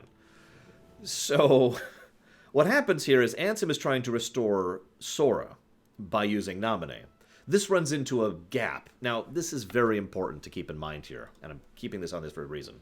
Because Ansem is impatient, and that leads to everything that's about to happen. He starts restoring Sora's memories, and that memory process slows down. And he's like, well, that's unacceptable. So he sends out Riku. Riku ends up interacting with Xion and Roxas. Things go to hell. Roxas ends up in a coma. Xion starts growing more powerful. The restoration process stops entirely. All prompted by Ansem's action. You with me so far? This then is why Xion and Roxas then enter into a unique co-relationship. Not like that. Although there is some romantic tints between the two. Because Xion and Roxas... I'm not touching it either. Roxas and Xion effectively become... let's call it... what's the term for that? When as many things as it is, it always equals to 100%. There's a term for that. I can't think what that's called. Basically, between Roxas and Xion is 100%. But that means for one of them to be 100%, the other one has to be 0, as in gone. And as Xion is gaining power throughout this game, Roxas is losing it. Exactly. Zero sum. Thank you. That is the term. Zero yes. sum. So Roxas and Xion at this point are now 0 sum. So anything that hurts or drags from the other affects the other. It makes sense? Now this, of course, is why Xion gets really, really strong over a short period of time. Unfortunately, she starts to realize what's happening here, and she really doesn't want that to happen. So, as a consequence, she ends up effectively committing suicide, allowing the rest of her to destabilize into Roxas. This is when things get really messed up, because remember how I mentioned that, I've mentioned this a few times now, what happens in this setting can literally affect memories? All tangible memories of Xion go away, because... Yeah, they're just gone because she no longer exists, so to speak. Yeah. Now, the etchings of the heart still are there. So there's still a little fragments of feeling and connection, just no, let's call it context for any of those. Mm-hmm. So Xion dies, for all intents and purposes, and has remained dead to this day. We'll see where they go with that one. We'll be bringing her up again in the future, because she's still kind of a factor. Roxas then it just becomes absolutely enraged and decides to go after... Yeah, here we are. Roxas becomes absolutely enraged and decides to go after Xemnas, just in full fury mode. This is also when he starts to manifest 2 Keyblades, for obvious reasons. Unfortunately, At this point, this is when Riku runs into Roxas, because Riku has been tasked by Ansem to grab Roxas and divest him into Sora. This is something that's debatable. Here's the idea. What Ansem wants to do is to kill let's just say what it is, kill Roxas in order to make Roxas into Sora, to restore Sora. It can and has been argued that that wasn't necessary. That was just because he wanted it now. We're not sure. I would say... See, I'm of two minds on that. Because, yes, it could have been done slower and effectively independent from Roxas. But at the same time, the organization was tracking their activities and was true. About to catch up with them. That is true. But, and I do agree with you, but at the same time, I also disagree, because one of the biggest reasons the organization really started getting close was because they took Roxas. Yeah. If they hadn't actually grabbed Roxas, there's a chance they could have kept doing this off on the side. So, that is, of course, debatable, and I freely admit that. Regardless, this is the overall plan. Now, while this is going on, I do want to touch on one other thing really quick. As I mentioned before, Axel, that is to say Issa, and Lee had a plan, and they were friends. But, well, they don't really... Yeah, this falls through really hard. Syx ends up becoming far more, heartless. No pun intended. And Axel becomes far more heartful, which leads to the two of them having a significant falling out, and will probably be relevant in the future, which is the only reason I wanted to pause and touch on that very briefly. Moving forward. So, meanwhile, well, this is actually something I wanted to cover briefly. Thank you for getting the Tron footage. So, now that all that's all said, we're not quite at the start of Kingdom Hearts 2. I mean, we kind of are. But I wanted to mention this because this is Tron. Now, the Tron stuff was actually made and founded and built by Ansem. He used this in order to make a network, a semi-sentient network that would be able to work through and take care of Radiant Garden. Remember, the amount of technological and magic-technological advancement that Radiant Garden had was huge. Like, they were very advanced people. So this is the kind of stuff that Ansem was working on. After Ansem, the Seeker of Darkness, took over and started using the program for his own purposes, which led to the creation of the MCP, as well as several other problems further down the line. This is also what effectively led... Also how the Emblem Heartless were created, for example. Exactly, because Emblem Heartless, which I'm only going to cover briefly, are artificially crafted Heartlets. That's all you really need to know about that. Because they were pumping out in a factory. Just think about that for a second. Anyways, so, as I already hinted at, Roxas was then captured by Ansem and Riku, and manipulated and controlled, and basically put into a simulation. This is what he's in right now. He's actually in a simulation. There's Axel, the real Axel, and the real Roxas inside the holodeck. Now, it's worth noting, this is effectively a form of killing him softly. Yep. I suppose you could say. Because he does enjoy his summer vacation, so to speak, but it starts breaking down really quickly for him. And in fact, Roxas, and this is one of the things I like about him so much, he has so much rage because of how much he is being manipulated and used as a tool by someone who just doesn't care. This, again, also takes on an additional layer after knowing 358, because this means he has been used and abused by two separate people for two separate reasons. Rock in a hard place. So, this, then, that thing right there, that's where Sora is. That, obviously, Ansem is showing Roxas Sora. This then leads to... I actually love this scene. You should share some of that hatred with Sora. One of the best scenes in that game. Agreed. So then... I'm sorry, I'm just letting this play because... This is when Roxas effectively... let's call it he gives up, but he doesn't accept it. Now, that's important. He does not willingly return himself to Sora. He just gives up. He stops trying. It's very reluctant. Yeah. Now, that'll be important later. This then leads to Sora getting out and having way too short of shorts. It looks awful on him. I'm so glad they changed the outfit. You know what he could use? This is just me spitballing. Maybe some plaid? Like, just a little bit? Maybe some more zippers, too. Regardless, Sora, Donald, Goofy, then get out. They're all happy because life is awesome and amazing in this universe, right? I think. regardless, they they break out. This then leads to basically Kingdom Hearts 2. Now, I'm actually going to summarize Kingdom Hearts 2 a lot, because as weird as this may sound, not a lot really happens over the course of Kingdom Hearts 2. Kingdom Hearts 2.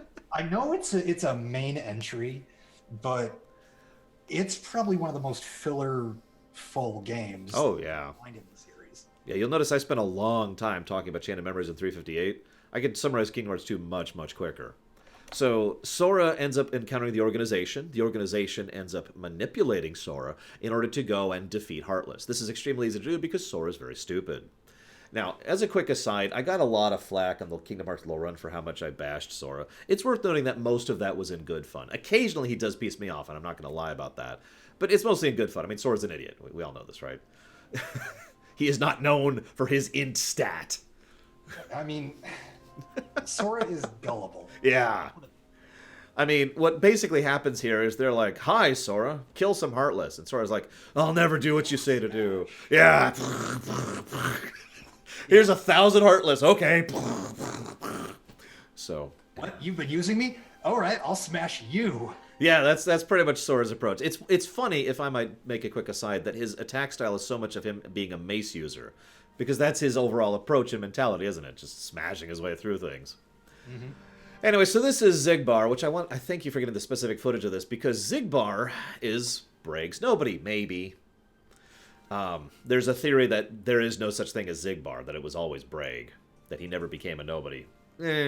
Regardless of who it is, this is Zigbar, who is effectively Braig, regardless of the nature of the heart.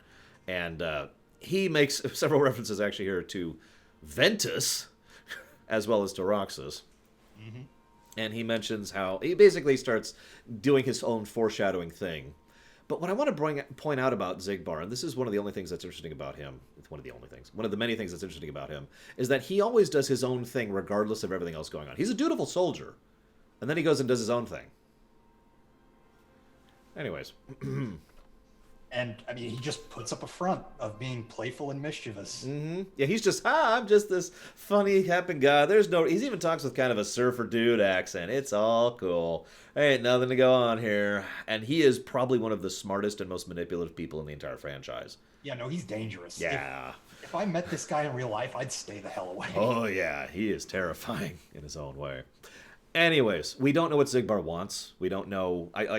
There's a lot of theories about this character. That's one of the reasons I just wanted to talk about him briefly here. You'll be a good boy now. So this then leads to this great scene. This is a great scene. This is, of course, someone I haven't really talked about yet. One of the members of the organization. Oh my God. Water boy, help me out, please. Demix, yes. Dance, water, dance! This is, first of all, this is interesting and relevant to the overall nature of Nobodies, because up until this point in time, he had been portraying someone who was weak and pathetic and flawed and all that fun stuff. And then he is just an unholy badass out of nowhere. Mm-hmm. And he gets angry about it. Again, more fuel to the fire for the whole construction of hearts thing that I've already mentioned twice now. Then Zaldin shows up. Zaldin is another interesting example of someone who is, cold and just, oh yes, there's no reason to do anything. You are so manipulatable. And then when you actually fight him, he once again goes into a bit of a rage. He's also probably the overall coolest member of the organization, in my opinion. He's octuple? No, hang on, 1, 2, 3, 4, 5. He's got 6. He sextuple wields spears, for God's sakes. He is the ultimate dragoon. Then this is Luxord. Now, he's relevant because, well, we know he's coming back. We've already seen him. Luxord has very little screen time, so there's not a lot to talk about him, unfortunately.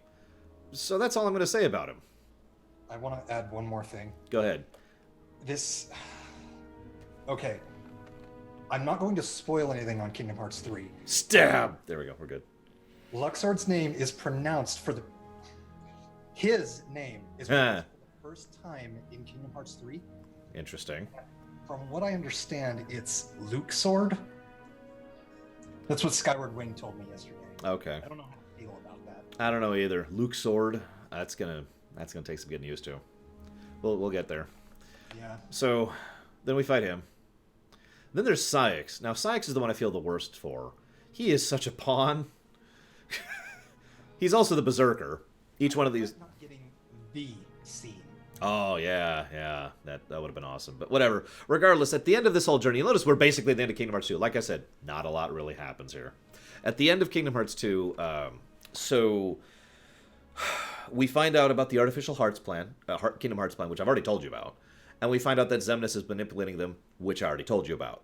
This then leads to us fighting Xemnas here, in fact, which is basically... 10 minutes of gameplay footage, by the way, so if you want to just keep this... Oh, yeah, sure. Sorry, I didn't... Okay, so then we fight Xemnas.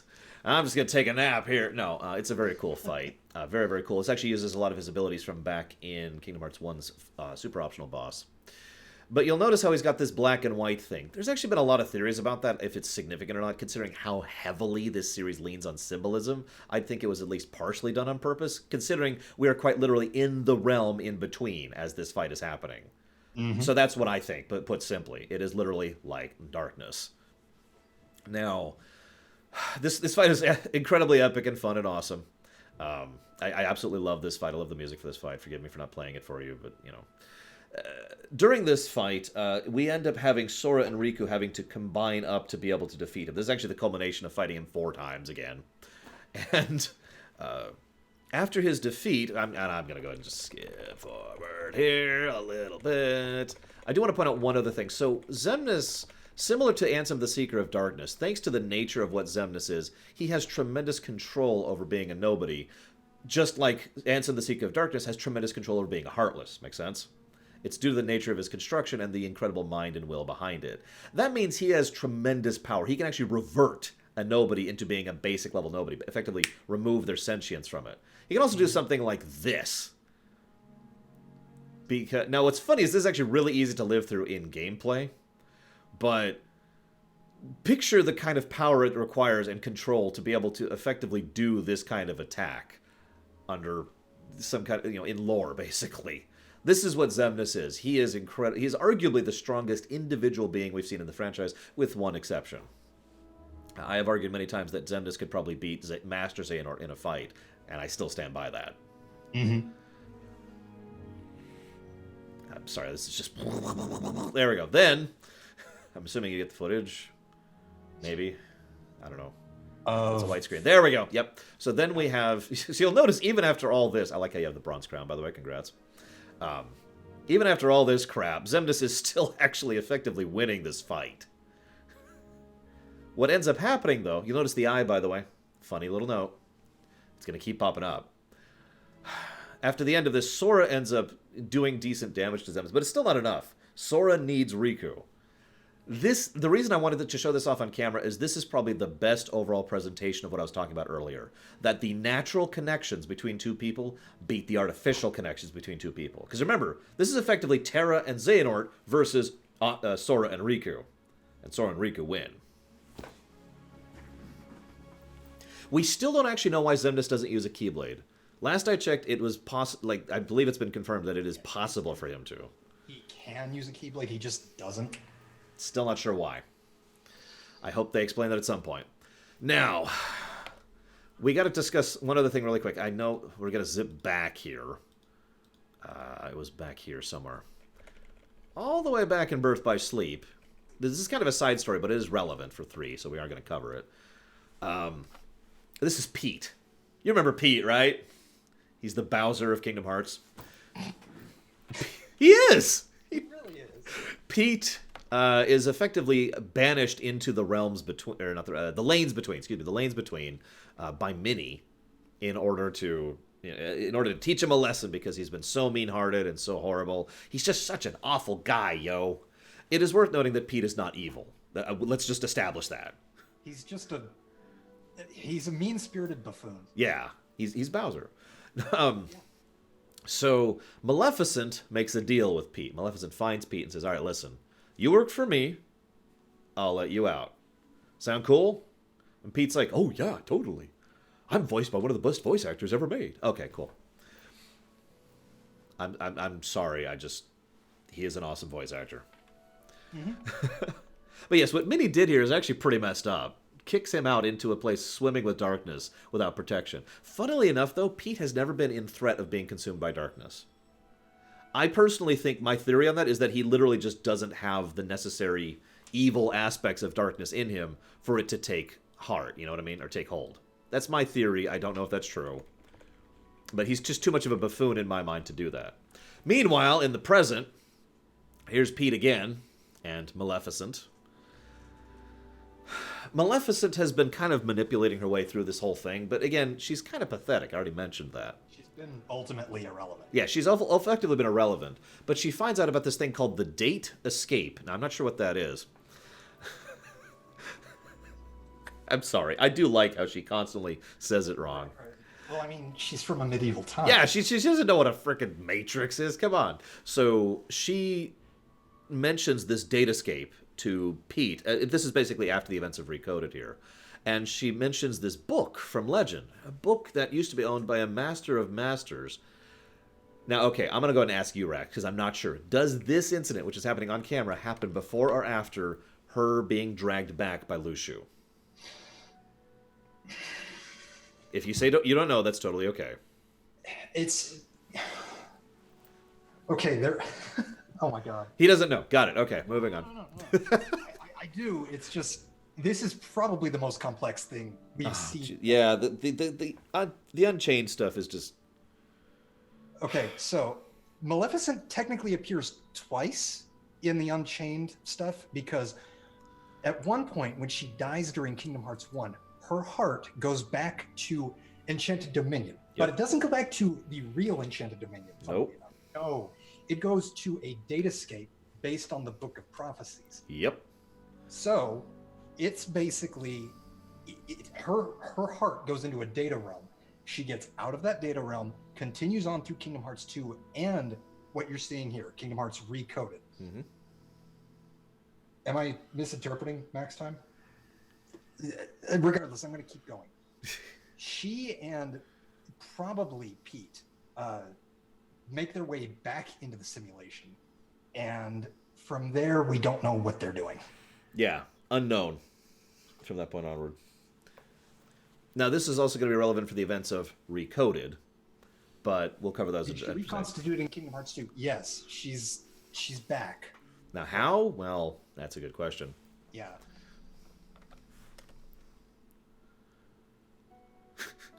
That sounds like nothing more than fluffy pink kid's tale, fairy tale stuff. I love Pete. He is literally standing in the realm of darkness, or in the corridor of darkness, excuse me, and he's like, this is just a fairy tale. I love it. Regardless, Maleficent and Pete, so regardless of the whys and the wherefores, let's skip over the complexity. If you only take one thing away from Maleficent and Pete, it's this. They're loyal to each other, and they are plotting, and they are currently looking for a box. Probably that box. I'd ask if that's been confirmed, but I think that's getting into spoiler territory. So let's just go ahead and... Oh no, yeah. Sorry. It's cool. It's cool. Yes, that has been confirmed. Okay, so they are looking for the box, the one that I already pointed out that the Master of Masters had. Yep. Meanwhile, in Recoded, so Recoded is actually a really good game in my opinion. It's legitimately fun to play through. I love the gimmicks. I love the different playstyle. It's also surprisingly story relevant. So, and I only point that out because everyone likes to bash on Recoded. You wouldn't think so at first glance. Oh no, it doesn't look relevant at all. The reason it's relevant is two big reasons. First and foremost, what you're seeing here, this is... Actually, hang on. This is Data Roxas, okay? And in just a few more seconds, we'll cut back to Data Sora. There we go. So this is Data Sora, okay? These are data recreations of themselves based on the information that was found in Jiminy's journal. Then put into a simulation. Based on the Kingdom Hearts 1 versions of themselves. Except Roxas, because Roxas is a little bit different. Yeah, he's different. But either way, so Data Sora, now this is the first important part. Data Sora, I'm just going to say this as bluntly as I can, grows a heart. An actual, real heart. In fact, towards the end of Recoded, he admits to going ahead and accepting what is effectively suicide. How many times has Sora committed suicide by this point? In order to fix the system. And to reset everything. This erases all of his memories, but does not destroy his heart. 2 times. So, that's kind kind of messed up in his own right. As a consequence of this, he ends up here talking to Data Roxas, not knowing who he is, of course. Now, Data Roxas is someone who is... I like to think of him as the combination of all of the data from Roxas's mess. Like, he is specifically an avatar of all of the garbage that Roxas has gone through. I think so, yes. That is... Not... That is interpretation. Got here. Yeah, that we're not sure how Data Roxas or Data Nominate ended up here exactly, but... Because this journal that they are effectively creating a simulation of only summarizes Kingdom Hearts 1. Yeah. Regardless, this Data Roxas is just wonderful voice acting job for these scenes, by the way. He is pissed, he is hurt, he is angry, and he's goddamn sick of all the garbage that he's been through, that he is aware of. And Sora's like, don't worry, Data Sora's like, don't worry, I'm gonna make this work, I'm gonna make this happen. That just pisses Data Roxas off. Like, you think you could just make things better? You think you can actually improve things? By the way, as an aside, and I have to point this out because I love this part of the game. This part of the actual gameplay, you go through a room, and it's a room that's blank and white and empty, but everyone there acts like they're actually there, which is creepy by its own right. And you actually see little splotches of the worlds plastered onto the walls. Just bits and pieces of it. Then at the moment you leave that room, memory's gone. Sora just forgets. It is horrifying to watch. Yeah, so it's a perception filter and a memory alteration. So then we fight Data Roxas. He is awesome. Fun fight, too. Oh, yeah, it's a good fight. Yeah, Data Sora is actually arguably smarter and stronger than the real Sora. I would actually agree with that completely. He puts together things a lot, several times. Regardless, Data Sora does end up beating Data Roxas. And then Data Sora's like, no, I've got a better plan. Because I am not Xehanort. He doesn't say that, but that is what he means, really. I am the opposite of Xehanort. So, he acknowledges and recognizes that Data Roxas is Data Roxas. And then Data Sora decides, we're going to skip forward just a little bit here, because this cutscene goes on for a little bit. He goes into the final room, which leads him to Data Nominate. Data Nominate then basically gives a lot of information to Data Sora to give to Mickey. This information, this is critical for the overall plot of the series, because this is basically how Xehanort's plots, everything he did with regards to a lot of the manipulations of Roxas, Xion, Naminé, Sora, This is how the main party actually finds out about that. Exactly. We have known about what's been going on for some time. This is how that information gets into the hands of Mickey, Yen, Sid, Sora, Riku, Donald, Goofy. So that is the purpose of this in terms of the overall plot. Skip forward a little bit. It's a good scene. It's a touching scene. We're not sure what happens to Data Roxas or Data Nominate. They might not have ever generated hearts, unlike Data Sora.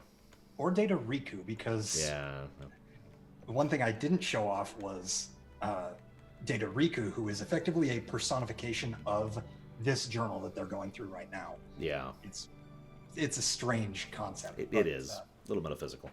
He is confirmed, I think, to be in Kingdom Hearts 3, so... Interesting. So what happened... So what happens here is Data Nominate basically gives them a key, an encrypt code. This encrypt code then allows them to unlock memories that technically are already theirs and are connected to the memories connected to theirs. Now that's Data Sora and real Mickey, just to clarify this. So they go ahead and touch the key, and now this is one of the reasons, by the way, if you ever replay this series, this is why I recommend this before Birth by Sleep rather than after, because I feel the narrative flow there works better. I did that during the lore run too. Yeah, and the original coded actually, it came out episodically, and it wrapped up basically as soon as Birth by Sleep Final Mix came out. I didn't actually know that. I hope you do find out tomorrow! ! Lots of phone hugs, period. No phone hugs. Lore Mum still is having issues, and hopefully tomorrow we'll actually hear back from the doctor. Oh. Yeah. It's been 2 weeks now. We're not sure. Oh. Yeah, I've been getting pissed about that. Anyway, so this is when they find out about things like Axel and Roxas.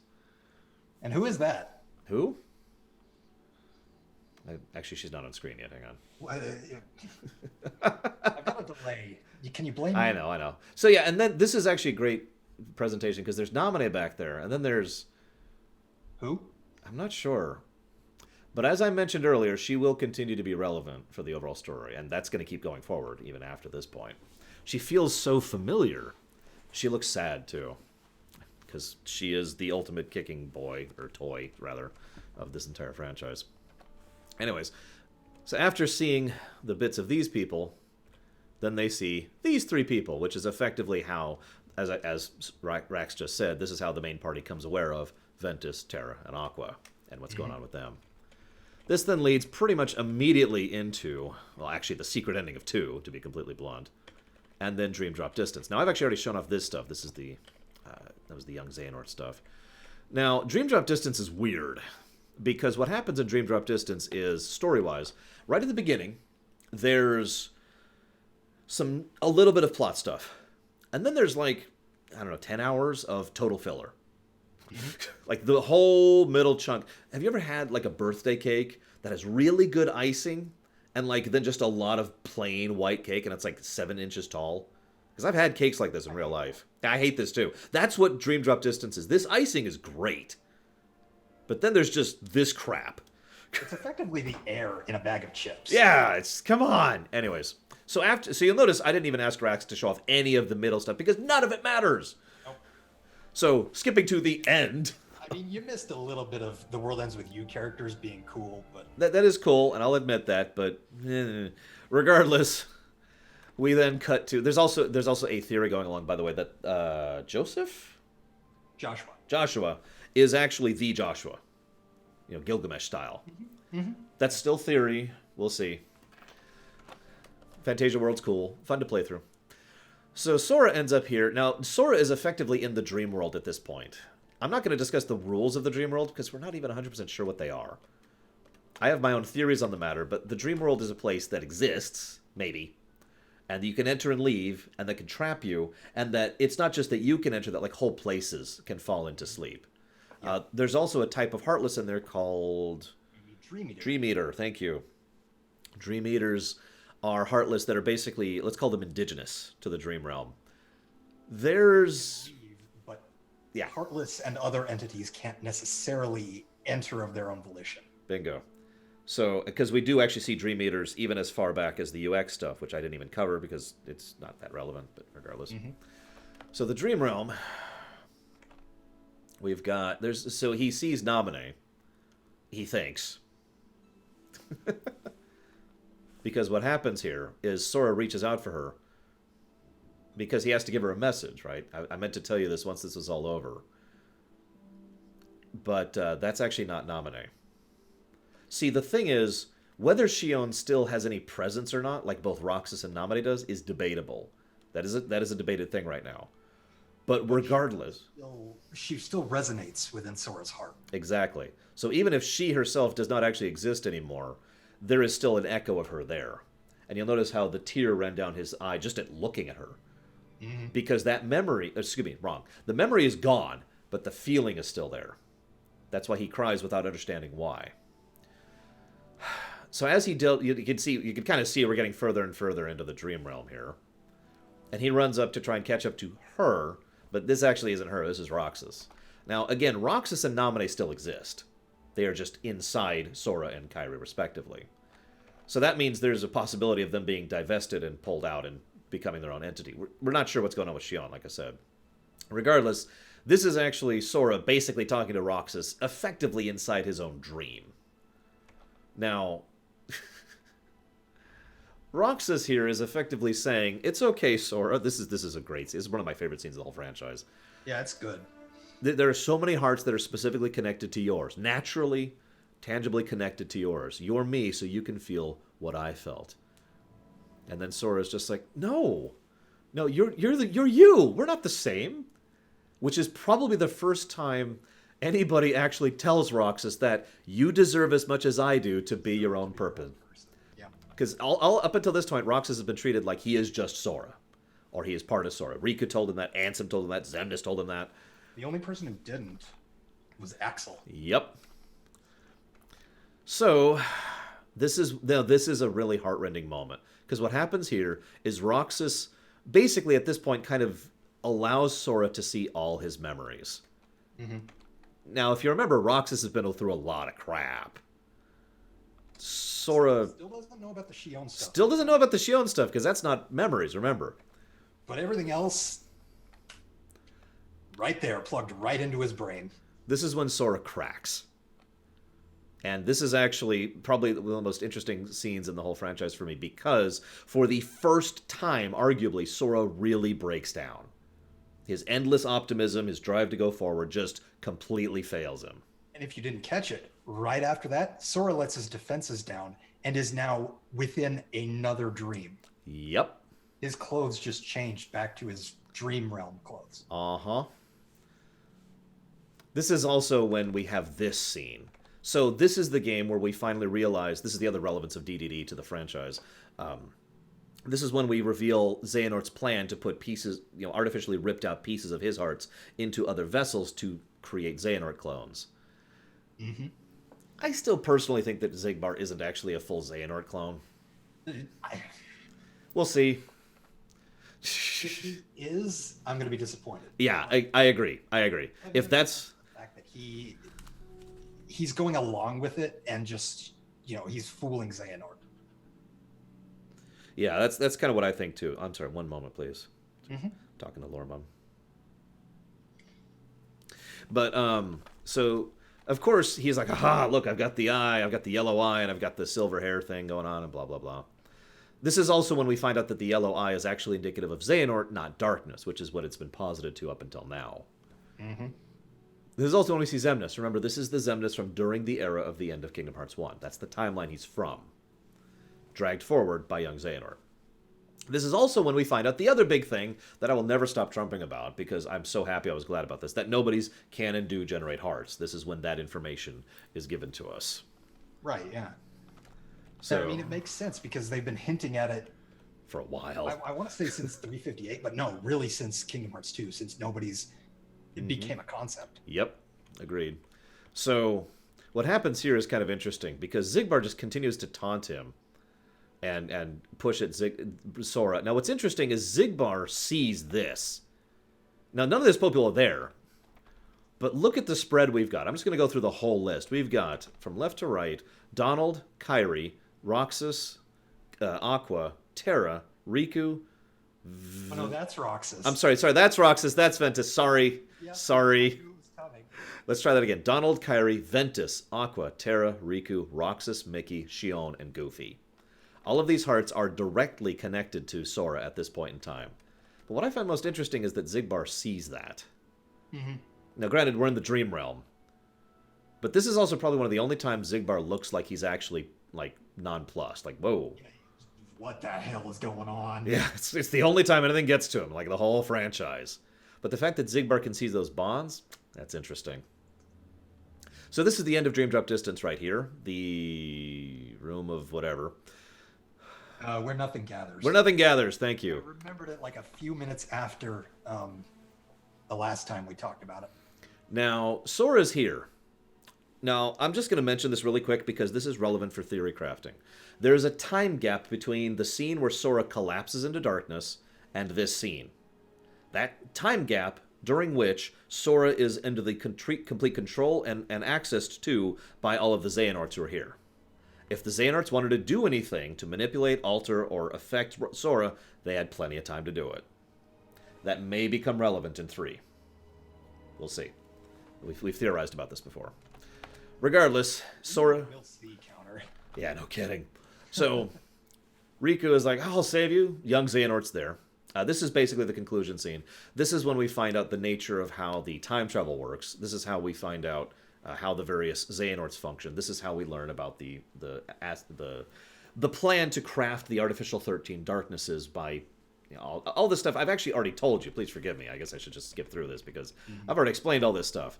This is the new Organization 13. We don't know all of them. Xehanort is doing the Horcrux thing. Yep. He's making 13 of himself. Well, 12 others of himself. I personally have a theory that he wants these all to be literal puppets of himself, as based on that one Skyla Id Column plate. Yeah, Skyla Ad Kylum, yeah. Thank you. But, yeah. We're on the last one, Malachor. Don't worry, we're on the last one. However, this is actually very cool in its own right. What happens here is Mickey comes in to save them, and he casts Stopga. which is actually a spell that's in the games. But it's Mickey. He's basically a caster melee. He's actually very strong in the lore of Kingdom Hearts. And he casts this Mega Stop spell, which actually manages to stop everyone, except for the guy who has time travel powers. That's just a nice touch, and I wanted to point it out really quick. Mm-hmm. Regardless, Mr. Young Xehanort then just has a really awesome final boss. We have Xehanort explain everything that I've already explained to you.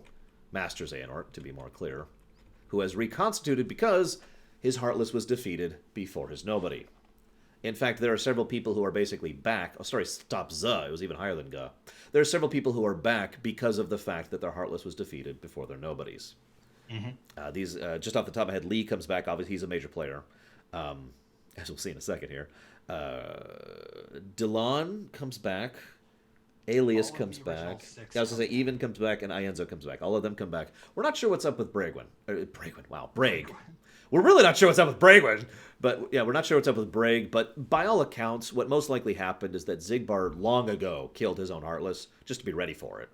And then once his Nobody was defeated, he just goes back to being Brag, and that's the one we see in this game. The only reason I kind of tilt my head a little bit about that is Brag doesn't look any different than Xigbar. We'll see if that's any significance. Who knows? There's a brief scene where they explain all the plot to us. There's Ansem, the Seeker of Darkness. There's a giant explosion. Because Lee is here. Because Lee is... I mean, he's been a good guy for a while, really. But he actually comes in and actually rescues Sora. And he's actually pissed off because they keep calling him Axel. It's like, no, my name's... Okay, whatever. But then he gets attacked by... him. Now, this is another one of those we'll see in a few days. But by accounts, Syx is apparently a member of the new organization. I should probably say Issa. We're not sure. We're not sure. Regardless, Syx / Issa, God, I'm screwing it up now, is back and is a member of the new organization to some extent or another. Mm-hmm. They then escape, blah, blah, blah, blah, blah. And this is when the time reversion happens. This then concludes the time travel of the series, as I've already mentioned. Everyone goes back to their original time periods. They lose their memories, but they keep the etchings of the heart. So theoretically, if they were to time travel again, they would have some semblance of memories about their prior exploits. Mm-hmm. That's why the time travel theory is one of the bigger theories for what the hell's going on in 3. Because several characters are in 3 that shouldn't be. Mm-hmm. Young Xehanort, Vanitas. Yep. Yeah. Now, I showed this off, thank you again for the footage once more, because this is Lee manifesting a Keyblade for the first time, right here. So Lee is now one of the Keyblade wielders. So at this point in time, we have Sora, Riku, Mickey, Lee. I'm missing a few. No, you're not. No, you're right. You're right, I'm not. Because what happens immediately after this, and this is the last bit of footage we have here, this is actually the secret ending of Dream Drop Distance, if I'm not mistaken. Yep. But Riku ends up bringing one final person to start training in order to be a Keyblade Master. And that would be Kairi. Now, there's a lot of ways. People have been debating exactly how the 7 lights are going to line up. Because you'll notice we have 5. And there's a lot more than 2 other people. Mm-hmm. So... Well, I mean, people thought that about the 13 Darknesses, too, because... That's true. So, that's the end of Dream Drop Distance. It's going to be on the test. Now, I know I said I was going to do a super brief thing. I actually ended up not doing that, and I apologize. I could actually summarize this story much quicker if you really want me to. But that is all the big stuff. So now I'm going to pull up chat again. After an hour and 51 minutes of talking. And I've been kind of looking at chat this whole time, if I'm being honest, just in case. Say, yeah, because you've been going back. Every now and again, I just like, I already mentioned 0.2. We didn't have footage of 0.2. Yeah, that's my fault. He didn't ask me to grab footage of 0.2. It wasn't super necessary because really only one thing happens when it comes to 0.2. Yeah. So actually, I think I could do this just because I want to see if I can. Go for it. Master of Masters. You already screwed up. makes an eye that can see into the future that is then in the rest of the franchise, allowing him to see the future perfectly. He then arranges the Keyblade War to happen quickly and for people to recover from it. This then leads to a new era of much fewer amounts of Keyblade wielders, which leads to the era of Ericus and Xehanort. The two of them end up training their various respective peoples, which include Ventus, Aqua, and Terra. Ventus is artificially ripped in half in order to craft Vanitas in order to make the Keyblade. This effort fails. Terra is effectively given into darkness so that he can be a new vessel for Xehanort. Aqua becomes a true Keyblade Master, defeats Terranort, and ends up saving Terra and Ventus both, leading to the creation of both the new Terranort without memory under the care of Ansem the Wise and Castle Oblivion within the realm in between. Then Terranort goes ahead and works with Ansem the Wise to experiment on the heart, crafting both the artificial Heartless, causing them all to lose their hearts, becoming the original organization, and causing the original divides between the worlds to be broken down.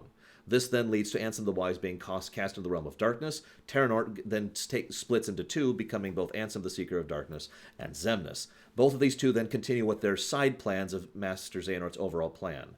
Ansem the Seeker of Darkness decides to go and try to reach Kingdom Hearts itself, whereas Xemnas tries to make an artificial Kingdom Hearts while also crafting the new vessels for the organization to become the puppets of Master Xehanort. Over time, this leads to Kingdom Hearts 1, the defeat of Ansem the Seeker of Darkness, and then this leads to Chain of Memories, which leads to the creation of both Naminé and Xion. Naminé ends up going on in her own thing and becoming a puppet for everyone involved. Xion goes on and ends up becoming destroyed and erased from existence to the point where all memories of her are gone. Roxas, crafted in the process of Kingdom Hearts 1's incident where Sora lost his heart, goes forward and ends up also becoming deconstructed back into Sora to restore Sora at the beginning of Kingdom Hearts 2. This then leads to Kingdom Hearts 2, in which the organization tries to manipulate Sora into using him in order to try and craft basically to gather as many hearts from the Heartless as they can in order to craft the artificial Kingdom Hearts. This plan fails. Xemnas is defeated, which leads to the reconstruction of Master Xehanort. In the future, they find data based on the information that was in Jiminy's notebook and some other stuff that was put in there from sources we don't know, which leads the main heroes to learn all of the events we actually already know based on the events of the previous games.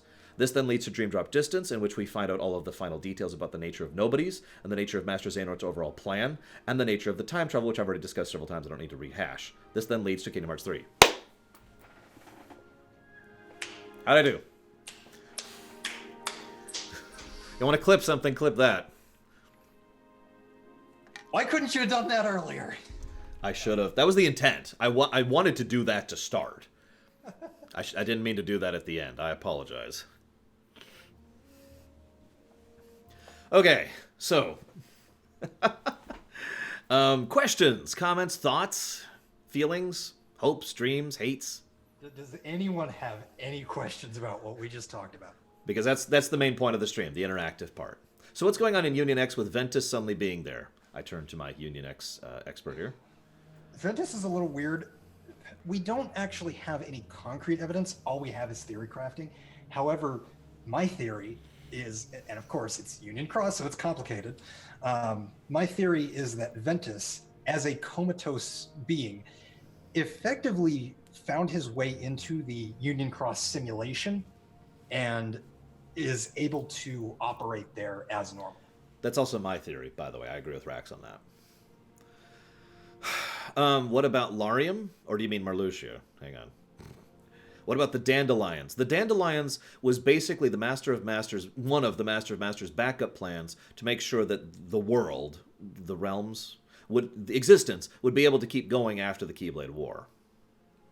That's the best way to put that. Mm-hmm. Yeah, they were basically just... I don't want to get too biblical, but they were basically Noah's Ark. Yeah, simple way to put it. Javez says, how can I explain how various characters come back? Okay, so all of the characters that come back, as of now, before Kingdom Hearts 3, has all been fully explained thanks to either time travel or effectively they're still there. Effectively, think about it this way. Ventus, Roxas, possibly Xion, and Naminé still exist. They're just inside other people. Okay? So they're still there. They're not. It's not that they're coming back. They've always been here. They haven't left. Their souls basically are contained within Sora. Exactly. Now, Ansem the Seeker of Darkness, Xemnas, Vanitas, and young Xehanort should not be back in 3. That's a question that we're going to have solved by Kingdom Hearts 3 itself. Mm-hmm. We've theorized for years at this point of why that could be happening. I did mention that they retain etchings of the heart from their first time travel excursion. Mm-hmm. So theoretically, they could still sort of remember what happens. It is possible, yes. Journey, but if they die permanently in the future, that's a plot hole. Yep. Yeah, there's issues. Cord, could you link me that on Discord when you get a chance? Now, what is up with the Guardian? Lorium connected to? Sorry, I want to get to this one first. Go ahead, Is go ahead. Lorium connected to Marluxia? Yes, Lorium is what's called the somebody of Marluxia. He is the original self. Yep. Let's see. Am I excited to let it go? Yes. What's up with the Guardian after Riku got his form back? As I said, we still don't really know what the Guardian is. The biggest theory is that it's Terra. That's Yeah, the like, biggest theory is that it's basically the remnants of Terra's darkness given form. yeah, and you notice it's got that whole chained motif going on. That just kind of makes sense. Mm-hmm. So no connection to Riku. What's my so I'm gonna give my theory about why they're here. Rax, do you have a separate theory nowadays, or are we still on one-to-one on this one? As to why who we're here? So my biggest theory, I'll just go ahead and jump into it. My biggest theory as to why Seeker of Darkness, Xemnas, Young Xehanort, and Vanitas are here is simulation crafted, heart put into simulation, simulation pulled out of simulation. All of those individual steps are things we know can happen and have already happened in this franchise. We know a simulation can be made, we know that they can be pulled out of the simulation, and we know a heart can be put into something. So I just think they put those two together, or those three things together. That's my theory, very simple. Why doesn't anyone else but Ansem, Seeker of Darkness need to leave their body behind to time travel? Because Xehanort's the only one time traveling. Yeah, Xehanort has been the only one ever time traveling, and the only exception has been Sora in Timeless River, which effectively was a portal to a window to the past. It's worth noting that that is the one aspect of time travel that doesn't fit with the rest of it. It's probably best to look at that as, like Rax said, that's just a window. That's not real time travel. Because you'll notice they don't remember anything about that time, and nothing they do there really matters for anything. To put simply, I don't think they actually go into the past. That's my theory on that. Mm-hmm. Who do you think killed Lorium's sister? So, initially, before Strelitzia was confirmed to be Lorium's sister, we all thought, it was Lorium. Yeah. Nowadays, and you might really think that I'm weird for this, I think it's Ventus. Yeah. I really think that because of the nature of Ventus's existence, and because he kind of still has Vanitas, within him, I think that there's more to him than meets the eye. I could see that. Now, someone asked something. It's Ice Tray. Why did the 3 org members who died in Calm wait until post Kingdom Hearts 2 to reconstitute? I don't think that... See, they've never confirmed that reconstitution has been a voluntary thing, because all of the 6 apprentices and Lee and Syx, they all wake up at the same time. Mm-hmm. So, Demix and Larxene and Marluxia and all of them, they might have just reconstituted on their home worlds. Now, I do have a theory. Haven't seen them during Dream Drop Distance. Yeah, I do have a theory about that as well. I think it might have at least partially to do with the fact that their homeworld wasn't there. It was still Hollow Bastion. It needed to be reconstituted into Radiant Garden towards the end of Kingdom Hearts 2, at which point... Yeah, so the same thing could be happening with the other 4 as well. Because remember, timeline-wise, Kingdom Hearts 2 happens... The end of... The final fight of Kingdom Hearts 2 happens right before Recoded, which happens right before the final cutscene of Kingdom Hearts 2, which happens right before Dream Drop Distance. It's like bam, bam, bam. A few days. Yeah. So there's not that big of a time gap, really, if they reconstituted when Radiant Garden happened. Makes sense? Mm-hmm. That's my theory. Someone asked, Order asks, what's the time gap between Kingdom Hearts Unchained and Birth by Sleep? Good question. The prevailing theory is about 100 years. Yeah, I myself have said 3 generations minimum. Yeah, it's been very vague. But we don't know, is the truthfulness. Yeah. How could the new Organization 13 even function with everyone trapped at different points in time and different memories? I have a theory about that. So one of the things, I've said this theory more than once before, actually. Master Xehanort, when they're talking to him at the end of Dream Drop Distance, he's like, ha ha ha ha! Once I have Sora, I'll have my 13 darknesses, and it will be awesome. I think he was lying. I know, weird to think that Xehanort was lying, but I think he was just pulling bull to basically push them into making the Seven Lights. Action. Yeah, I think he was goading them into action. Because you'll notice at the end of Dream Drop Distance, all of his pieces, including him, all go away, back to where they should go. Mm-hmm. In other words, I don't think he was actually crafting his 13 Darkness there. I literally think that the new individuals we'll be interacting with, again, if my datascape theory is correct, are different entities, effectively. Could be. So. Do you think the sleeping pods in Twilight Town are connected to the Dandelions? Yeah. I think so. Yeah, I agree. Absolutely. Don't have much to go off of when it comes to that, but I mean, it makes sense. What is Ventus's secret to aging so gracefully? Being effectively dead. He moisturizes. Isn't that what I just said? I suppose. If we miss a question, by the way, just repeat it. Yeah. And either at Rax or me or both, and we'll catch it. Brague Master's theory, very interesting. Yeah, it is a very interesting theory, and it lines up. I mean, even ignoring the eye thing, which, I mean, you could say, well, Brague had an eye for a while, so he can't be the Master of Masters. They have a similar demeanor. They have similar goals. I mean, it might be just one big misdirection, but I'm fairly convinced personally. Yeah, no, I really do think, if they're not the same person, at least I think there's a strong connection between Xigbar, or Brague, rather, and the Master of Masters. Yeah, could be a direct descendant, as Tara says. Where do all the Disney characters fit in? You notice I barely talked about Disney stuff? That's why. Most Disney characters, aside from the ones we mentioned, background. Yeah. Yeah, we've got Maleficent matters, Pete matters, Mickey, Donald, and Goofy matter. That is about it. That's basically it. I mean, the others kind of expand upon the themes of Kingdom Hearts. Like Tron is a big one. Yeah, that's true. Tron is the big one. There's got to be another one. Hang on. I feel like there is another one. Oh, Jack Skellington. Jack is another big one, yeah. Yeah. I was gonna say, I know there's another Disney World that's actually relevant for the story. And Winnie the Pooh, yes. Oh yeah, Winnie the Pooh is awesome. Winnie the Pooh section in Kingdom Hearts 2 is basically a recap of Chain of Memories. It is, and it's a good section. So why does Xehanort come back, not Terranort? Good question. That is a very good question. That is a good question. Moving on. I've actually already given my personal theory that the Master Xehanort we see in the modern stuff is basically an illusion. That either that's Terranort phantasming the body, or that is literally just another puppet that the actual Terranort has crafted. And see, I'm going about it a different way, because I've been thinking that as soon as Master Xehanort transposed his heart into Terra, we basically had a separate entity. I mean, that's not a foreign concept to Kingdom Hearts at all. And from what we see, the two, they don't act all that similarly, because, you know, Terranort is two beings melded together. Yeah. That's one of the reasons why Xemnas basically acts insane during all of his presentation. Because he is. He is not right in the head. Is Sora a brawler like Ezio? Yeah? Except Ezio in Brotherhood, specifically, when he has all his minions. What do I think of the theory that Lee and Kyrie are related? I mean, they both have red hair. That's the smoking gun right there. No, I don't buy it.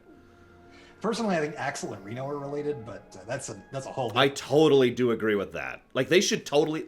I would love it if in 3 there's a brief scene where Lee meets Reno, and it's Flynn both times, and he's just like, "Hey, what's going on? Nothing much, you know." Yeah, they could do so much with the Final Fantasy characters, and they really just squander it, unfortunately. Yeah. Is it possible that Terra is whole again after the Realm of Darkness thing? Debatable? It is possible. That was the question. So it is possible, yes. Master Xehanort wants to recreate the universe with balance. My question is, what the state right now? I can actually answer that one. Light, darkness, in between. There's effectively 3 realms that make up the existence. Have you ever played Final Fantasy 3?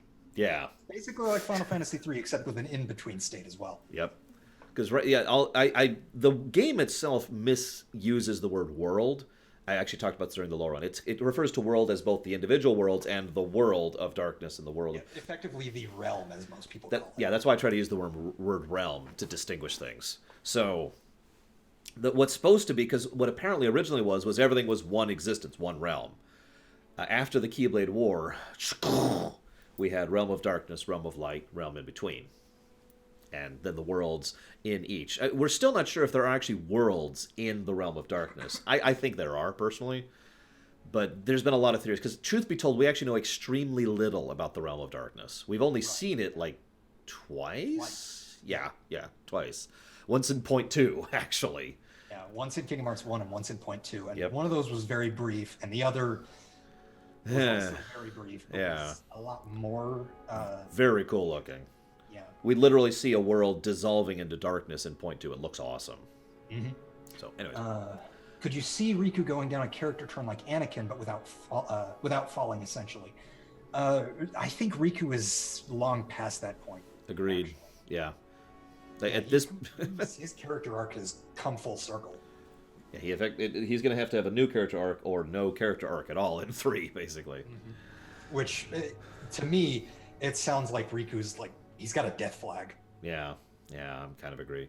Ice Tray says, "What would you like to see in the next Kingdom Hearts saga? Same rules in universe, same rules new universe, new rules new universe." That's a tough one because I am very attached to this setting, its rules, its universe. You guys know how much I just adore. Show your shirt. Show your shirt.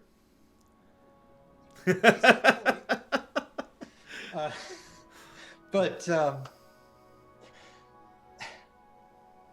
if I had to pick, I'd probably say same rules, new universe. I want them to reboot the universe to be one of balance and just see how that evolves. I'm actually with him on this. I basically want the status quo to be irrevocably changed and for us to have a new existence which is balanced and then to keep going in that. That's what I want. So Xehanort needs to die, but also win. He needs to succeed. Yeah, he needs to pull a Kefka. That's how Kefka matters. Someone asked much earlier how Kefka matters for Kingdom Hearts. That's how Kefka matters for Kingdom Hearts. Will FF characters make an appearance in Kingdom Hearts 3? Okay, so based on some screenshots we had, the Moogle shop is back. We don't know anything else. So that sounds like no to me. Yeah.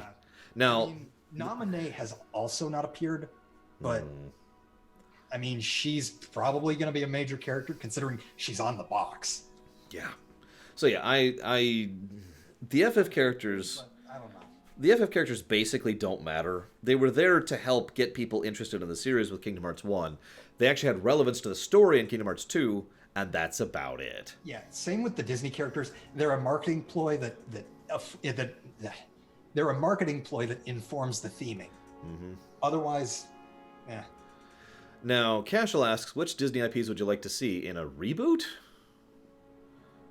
I mean, we've got everything I want at this point. Or as in, like, if we were remaking the series. Yeah, clarification, Cashel.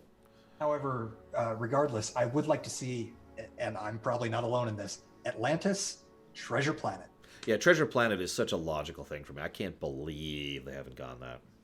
Mm-hmm.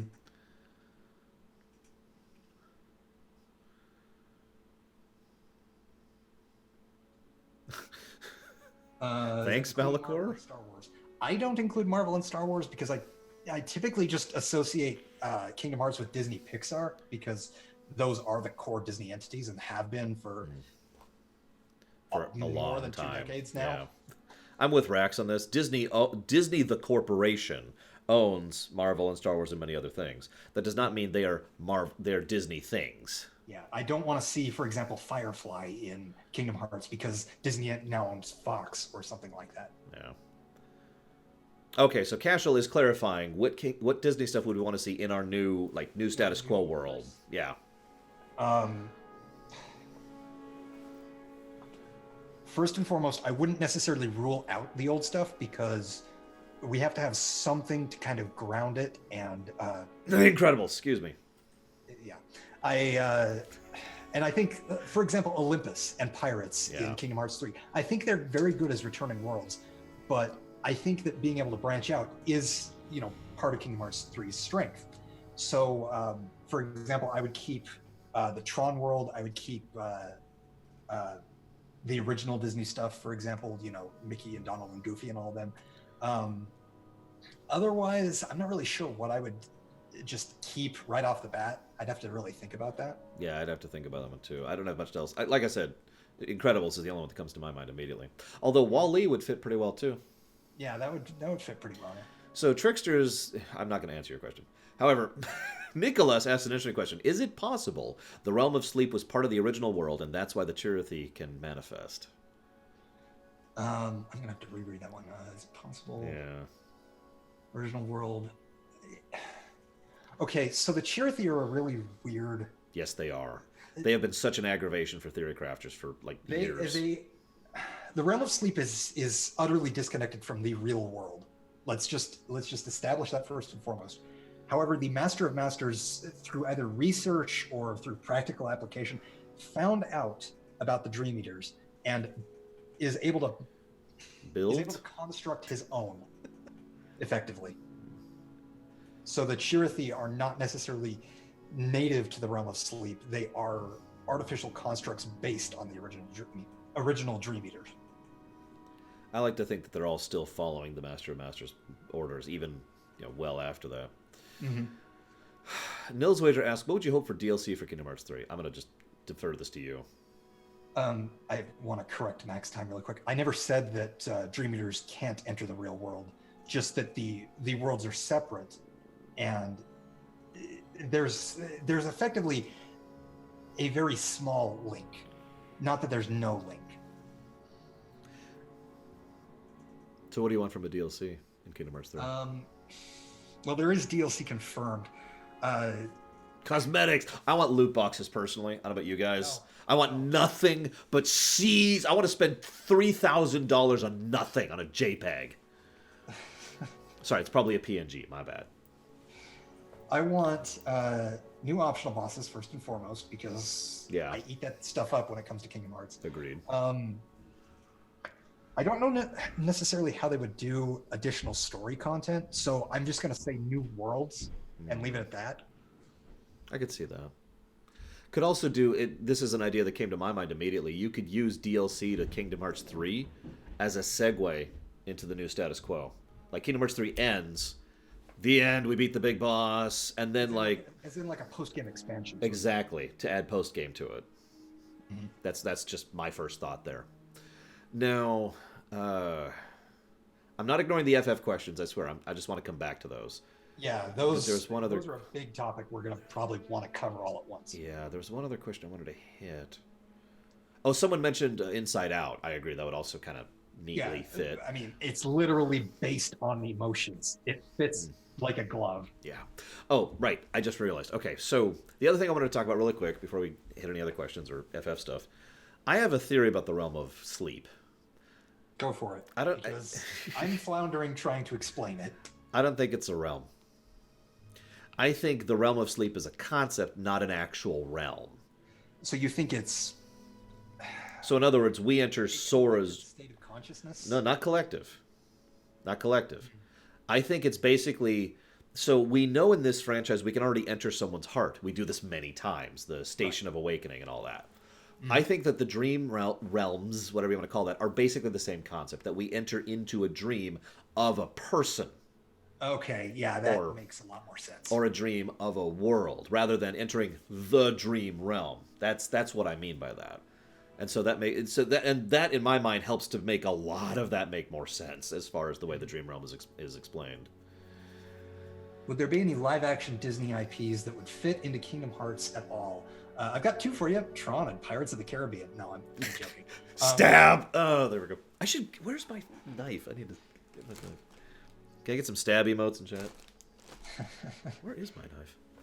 I don't have my knife. I'm not really sure, to be honest with you, because I mean I think Tron and Pirates both fit really well, but nothing else is really coming to mind.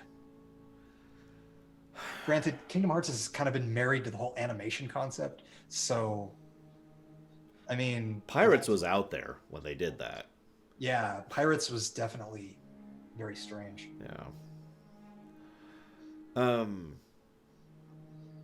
So, well, no, Heartless can appear in your heart max time in the Station of Awakening, but Heartless might not necessarily be able to appear in someone's dream. Like they might be able to imagine a Heartless, but they couldn't actually imagine a real Heartless couldn't enter there like another person can enter there. Mhm. Yeah, it's basically a one-way barrier. It could also be that the very nature of the Dream Eaters are basically what you're talking about, Max Time.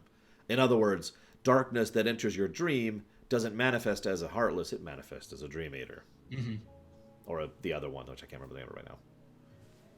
I think they actually confirmed that because they're an aspect of darkness, but they feast off of your dreams. Yeah. So The worlds do make sense if you think they're in each chart. Oh, that's not a question, sorry. Still cool. Do Ericus and Xehanort have superiors when they're judging Terra and Aqua? No. no, They did. I mean, they're masters. They're basically the Jedi Council, so to speak. Regardless, we don't know who their master or masters were. Master or singular. Okay, master of them. If Disney TV shows are put in, that would be cool. I mean, I think DuckTales would fit pretty well. We've already got Donald. Yeah. And the Huey, Louie, and everyone and their mother says freaking Darkwing Duck needs to be in the games. So it's just going to be Scrooge is also already in there. Yep, Scrooge is in there. I mean, and so are the nephews. Yeah, they've got most of the cast of DuckTales already in. Yeah. Now where's Launchpad? Just give me Launchpad. Seriously. I'm sorry, Mr. McScrooge. I can't quite do his voice. Mary Poppins?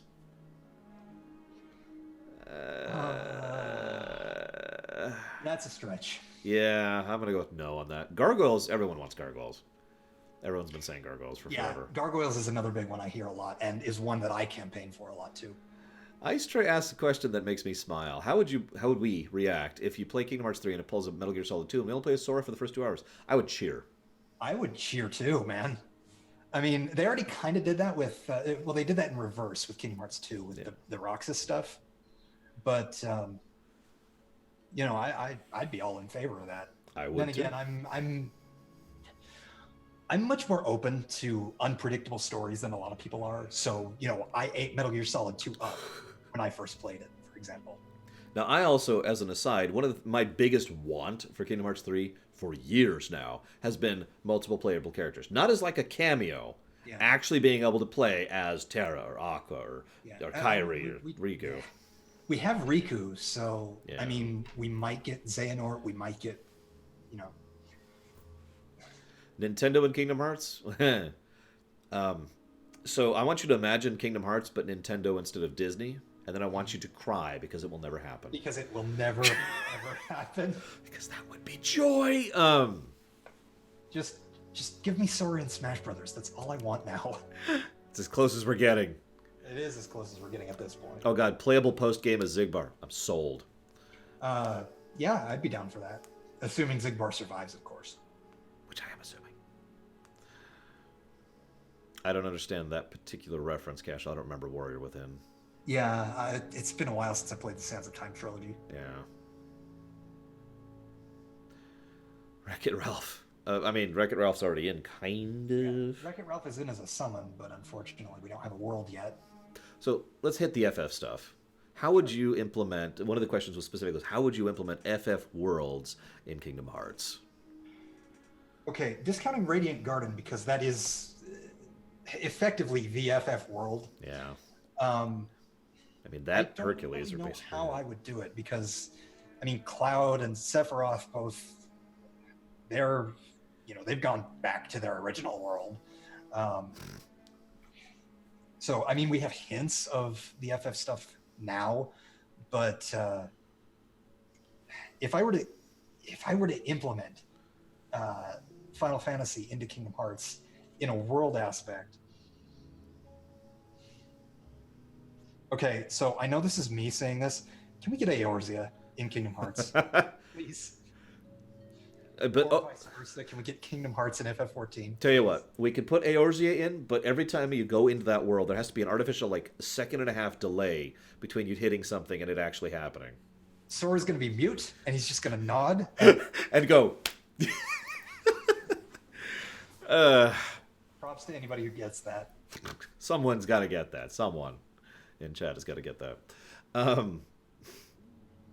I would probably make a new world. I would design a new world, and this new world would be basically an amalgam of the ideas and themes of the Final Fantasy series. Mm-hmm. Then I would put FF characters in. You know which I actually know exactly which FF characters are because it's the ones we already have voice actors for over in World of Final Fantasy. We have a voice actor for Edgar. We have a voice actor for Vivi, etc. Right? Pull those characters that we already have voice actors tapped for, Celeste, and put them into this new world and basically establish a new story with these new Final Fantasy a canon. new Final Fantasy canon with these existing characters in it. Yeah. That's how I would do it. Uh, I mean, that's what World of Final Fantasy kind of did. Yeah, effectively, World of Final Fantasy is what I want. Yeah, just better. Yeah. Evilise? No. Evilise is way too low tier, serious, and political for Kingdom Hearts. Yeah, I Kingdom love Hearts is Evilise, series. but Ice Ray asked you a question, or maybe I guess us. Actually, the only thing I would keep from Evilise is the concept that Gilgamesh collects his weapons and takes them forward into future entries. So, I would have Gilgamesh have, weapons from 13 and 15 and stuff like that. Put him in as a super boss, and then have him with a Keyblade in the next Final Fantasy title. I would absolutely do that. I have been championing. The thing I've been wanting for, God, how long? How long has it been since FF12? 12 years? Yeah. Yeah, I've been wanting the exact same thing. I've mentioned this several times on several streams. Gilgamesh shows up, gets a Keyblade, and it has to be the next FF. We have to reference it. He's got to have a Keyblade in the next FF. Yeah. Ice Tray asks about the Reconnect and the significance of that title. Right. So the Reconnect thing, you'll notice it only ever appeared after Kingdom Hearts 2.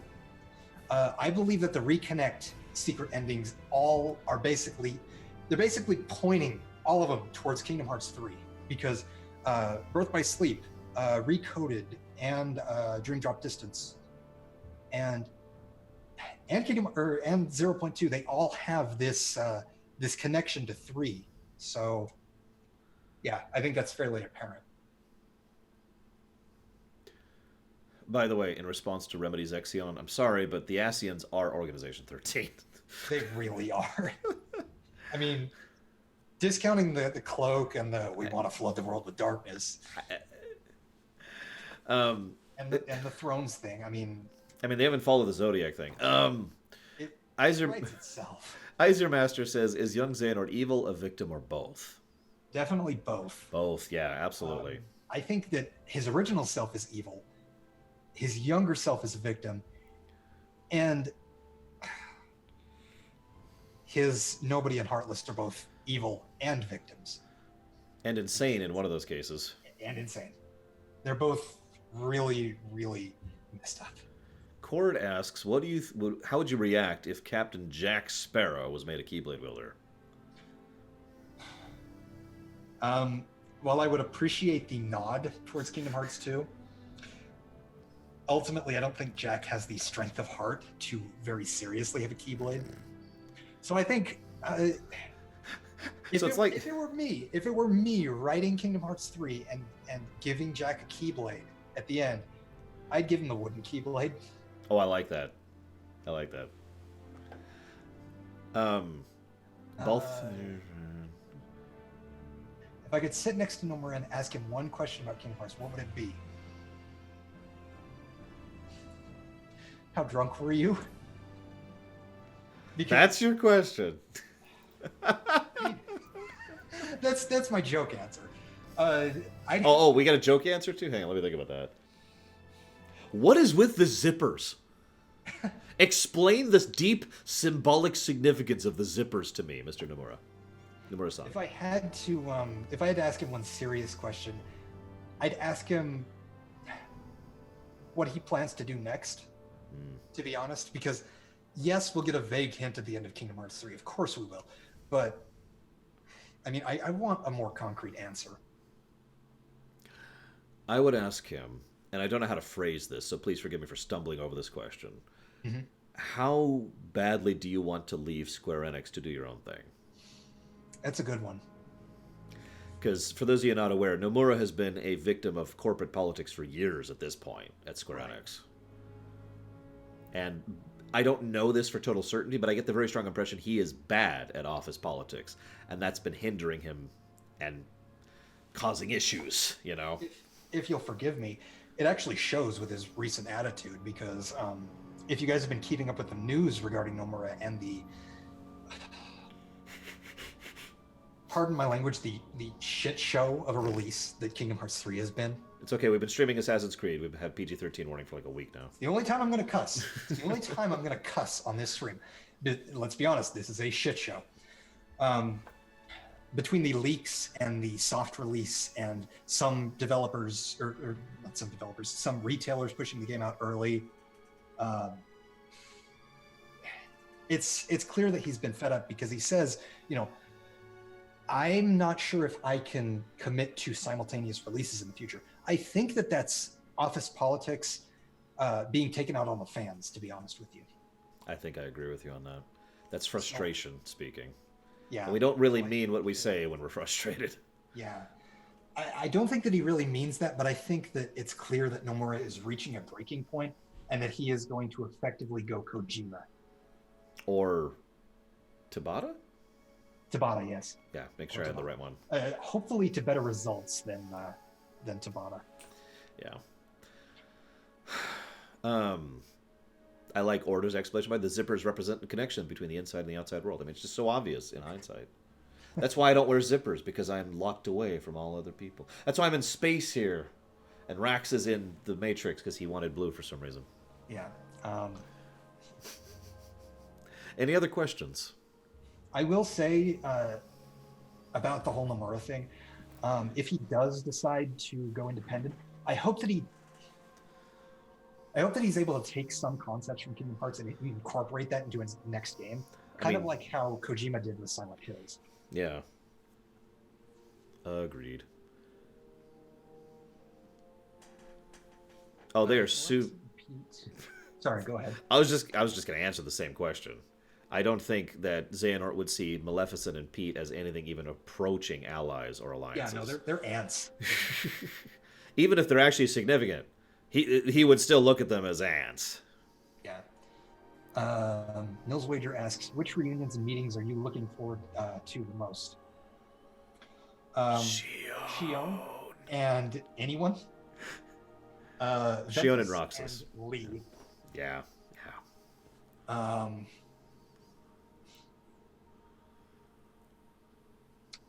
I want to see what they do with Nominee. Yeah, me too. And Aqua?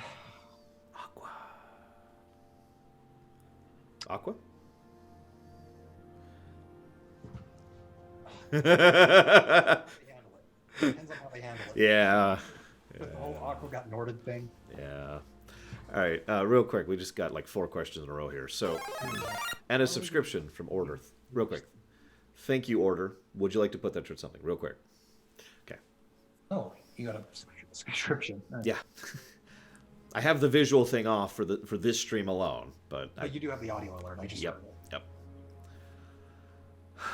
So Jamon asked a good question. He actually asked this earlier, and I skipped over it, not on purpose, because we were answering something else. The Keyblade Mickey gets in the dark version of Destiny Island. What's that about? So it's worth noting. Thank you again, Order. It's worth noting the Kingdom Key D, as in the Darkness Kingdom Key that Mickey gets. He gets in the realm of darkness, right? Mm-hmm. I'm pretty sure I'm right about that. Yeah. No, yeah, you're right. You're right. In other words, you say he gets it in the dark version of Destiny Islands. The reason why that Keyblade is in the realm of darkness, I don't know. Yeah. I theorize that those 2 Keyblades, the 2 Kingdom Keys, either they are remnants of the Keyblade, the Kai Blade, let's be honest here, or they are somehow special in a different way. But you'll notice that both of them effectively manifested on Destiny Islands. Yep. One of them was found just beyond the door, and one of them found its way to Sora, basically as the world was being consumed. Mm-hmm. So I think that Destiny Islands plays a major part in why those Keyblades are the way they are. As I brought up many times during the Kingdom Hearts lore run, there's a lot we don't know about Destiny Islands, but we do know it's significant. It has been significant many times. Mm-hmm. Adam Ciuta asks, how are we going to stream Kingdom Hearts 3? So I don't know if you're streaming, Brax. By myself? No, I'm not Okay. planning on streaming the game. So I want my first playthrough to be, private. yeah, I get you. I get you. I will be doing my first playthrough on the 8th. That'll be just me. Rax is more than welcome to join me, of course. In fact, I hope he's going to be there, to be completely honest, just as my friend. On the 8th, I actually have an exam coming up, so I might have to leave early. I might have to leave at 5 p.m. Okay. Your time. I might have caught up by then. I don't know. We'll see. Depends on how we're doing. But yes, on the 8th, I will be streaming Kingdom Hearts 3. It'll be, my usual setup. We are doing it as a full premiere run, so I am rating this one. Yep. I anticipate many positives, but I'm going to be to my usual self here. So if I think there's something a negative, it's getting a negative. And I will try. Not to kill me and straight, no, Laura, you don't understand. It's perfect. Shut up. Segregated from that. Yeah. How am I dodging spoilers for that long? I'm very good at what I do. So you'll notice in this stream we have follower only mode. Yep. That means someone can't pop into the stream right now who's never seen me before and just say, it was his sled. It's impossible. They can't do that. I hope that all of you silent people are enjoying the stream, by the way. Thank you for being patient. However, we are tentatively moving forward with follower only mode on for the premiere run. Yep. Simply because the nature of the leaks and how anticipated this title has been. And we've had experience with that. We had that with Fallout 4. We had that with Red Dead Redemption. We just do not want it going forward. Yeah, I'd get rid of all that crap. Tired of it. So, yeah, I have actually... You'll notice that I mentioned there was no news this lore week. Well, it's probably worth noting I wasn't looking for any. I found out about the Nintendo thing with Metroid Prime, but that's it. Yeah. They can't follow and then unfollow because I can set a timer. You have to have been a follower for over a month or 3 months or whatever. For 1 month. Yeah, I figure 1 month is plenty. Now, hang on. Scroll up a little bit because there's another question I wanted to address up there, which was... Hariant asks, which non-FF Square properties you want in Kingdom Hearts? And he mentions Chrono Trigger, which I'm down with. Chrono Trigger, yes. Actually, I... back when 0.2 was still in development, I specifically said, I want Magus's castle in 0.2. Just this broken version of it with effectively, not necessarily a heartless Magus, but, with Magus as the only inhabitant, as basically the remnant of that world. And he's just kind of like Ansem and Aqua herself do. Someone who just endures in the realm of darkness, not really thriving, just existing. Right. And then make it an optional boss fight of awesome. However, Dark matter! Sorry. I want to see the World Ends With You come back because they still need to follow up on that. Yep. God damn it. And I want it to be canon. I want it to be our character. I want that. Yeah. Sorry. If they were to, make a World Ends With You 2, like Nomura is teasing, I want that to have an effect on that. Agreed. What else? I don't really know what else I would pick. I mean, I'm tempted to say the Mana series. I was actually just about to mention Secret of Mana. It would be... Now, the thing is, it doesn't fit as well as other things do. But considering that it's basically the forefather to Kingdom Yeah, exactly. It's just kind of a nod. Like, what I would like... This is just me. But what I would like is Jaemon there. Thank you, Jaemon, very, very much, as ever. Much appreciate those subs. What do you want to put it towards, if anything? What I would do if I was creative director or mainliner for this series, I would make there be probably a relatively brief section, similar in overall concept to Timeless River, but it's the Mana world. Like, basically, we go back before Unchained to the original world, and it's Secret of Mana. Secret of Mana, yeah. And it wouldn't be super overt about it, but, it would... You wouldn't have Randy or... Popo or what's the girl's name? Oh God, I can't remember either. Girl, yeah. You wouldn't have any of those three. You would just have the world itself. Maybe you see the Mana tree, or like a Rabbite here and there, and similar color scheme. It would be Secret of Mana. I would do that. I would totally do that. And hang on, I gotta scroll back up here because we've getting so many questions here all of a sudden. So Max Time asks, how do you think the 7 lights and 13 darknesses are going to be used to create the Kai Blade? Okay, Scala ad Kylum is officially known. Came out of nowhere. So I am going to work with that knowledge. I think that Xehanort is going to effectively make the 13 puppets, and that Sora, because we only see him by himself, is going to effectively take the seven, lights hearts within him and use that to beat Xehanort. That's kind of what I think too, honestly. Cord asks, would we be down for Tomb Raider in Kingdom Hearts? No. I'll just be honest. And if anyone asks about Hitman, they can't. Hitman is no That's longer. right. That's right. It's been divested. Thank you very, very much, Jamon, by the way. Thank you very much. This is for Fab. This is for Fab, Alex. Going forward, post Kingdom Hearts 3, what format would you like for other big Kingdom Hearts games? Something smaller, big games like the numbered series? As much as I would like another Kingdom Hearts 3 style game, I don't know if anyone could stand a 5-year wait again. So, however, I wouldn't necessarily want it to be yearly releases, because burnout is a thing, and the quality kind of shows. I'll be honest, because as much as I like Birth by Sleep, as much as I tolerate Dream Drop Distance, their lack of quality by comparison definitely shows compared to the numbered titles. If I could also weigh in here, just really quick. In my opinion, the numbered titles tend to be more polished gameplay-wise, but significantly lacking in story, especially story density. Mm-hmm. There is so much density to the story in Birth by Sleep, in 358, in Recoded, even. Mm-hmm. Dream Drop Distance is one of the only exceptions to that, really. And let's go to our example, Chain of Memories. Mm-hmm. Lots of stuff happened in a very brief game. And I point that out because, as we both said earlier, Kingdom Hearts 2, for example, has a relative lack of density to its story. There are scenes of significance, and things do happen that are significant, but mostly it's focused on making the game better. Now, obviously, in an ideal world, we'd have both of these, but of course, time and money are a thing. So personally, I like the idea of them kind of focusing more on smaller games that have a lot of story and a lot of density to them, while they kind of slowly work up to another big game. I think that's a good formula. Yeah, I think the current formula is actually a very good one. However, I would more so say try to balance it out. Try to balance out the quality as well as the quantity. Agreed.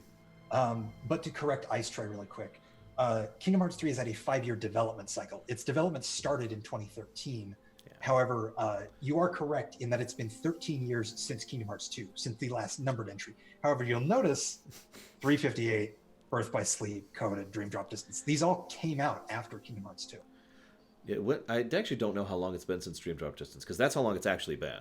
Yeah, well, it's been 5 years. No, 6 years. I was say it's a little more than that. We could count point 2. I don't.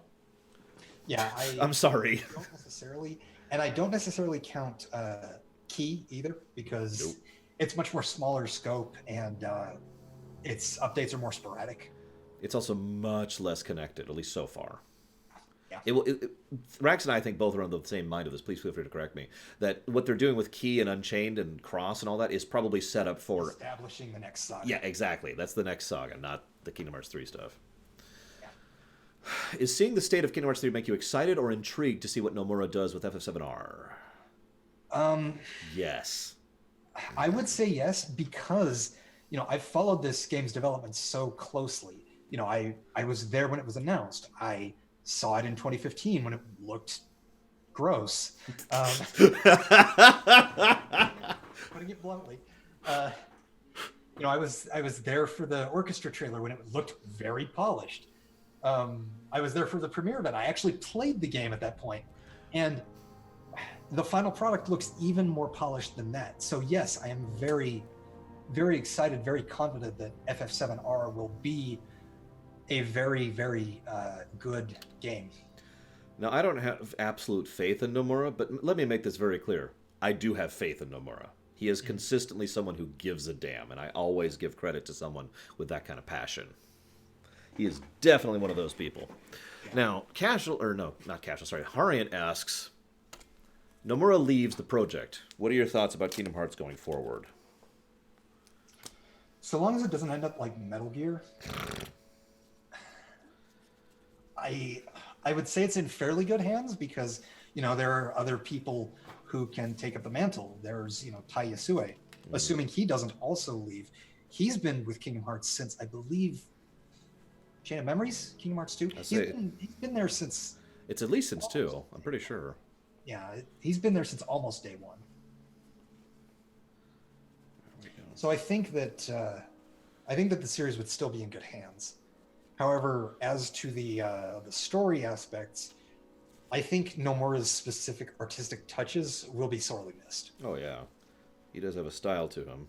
No, I don't mean belts. No, not the belts, not the zippers. The zippers. He does have a very distinct visual style, especially his directing.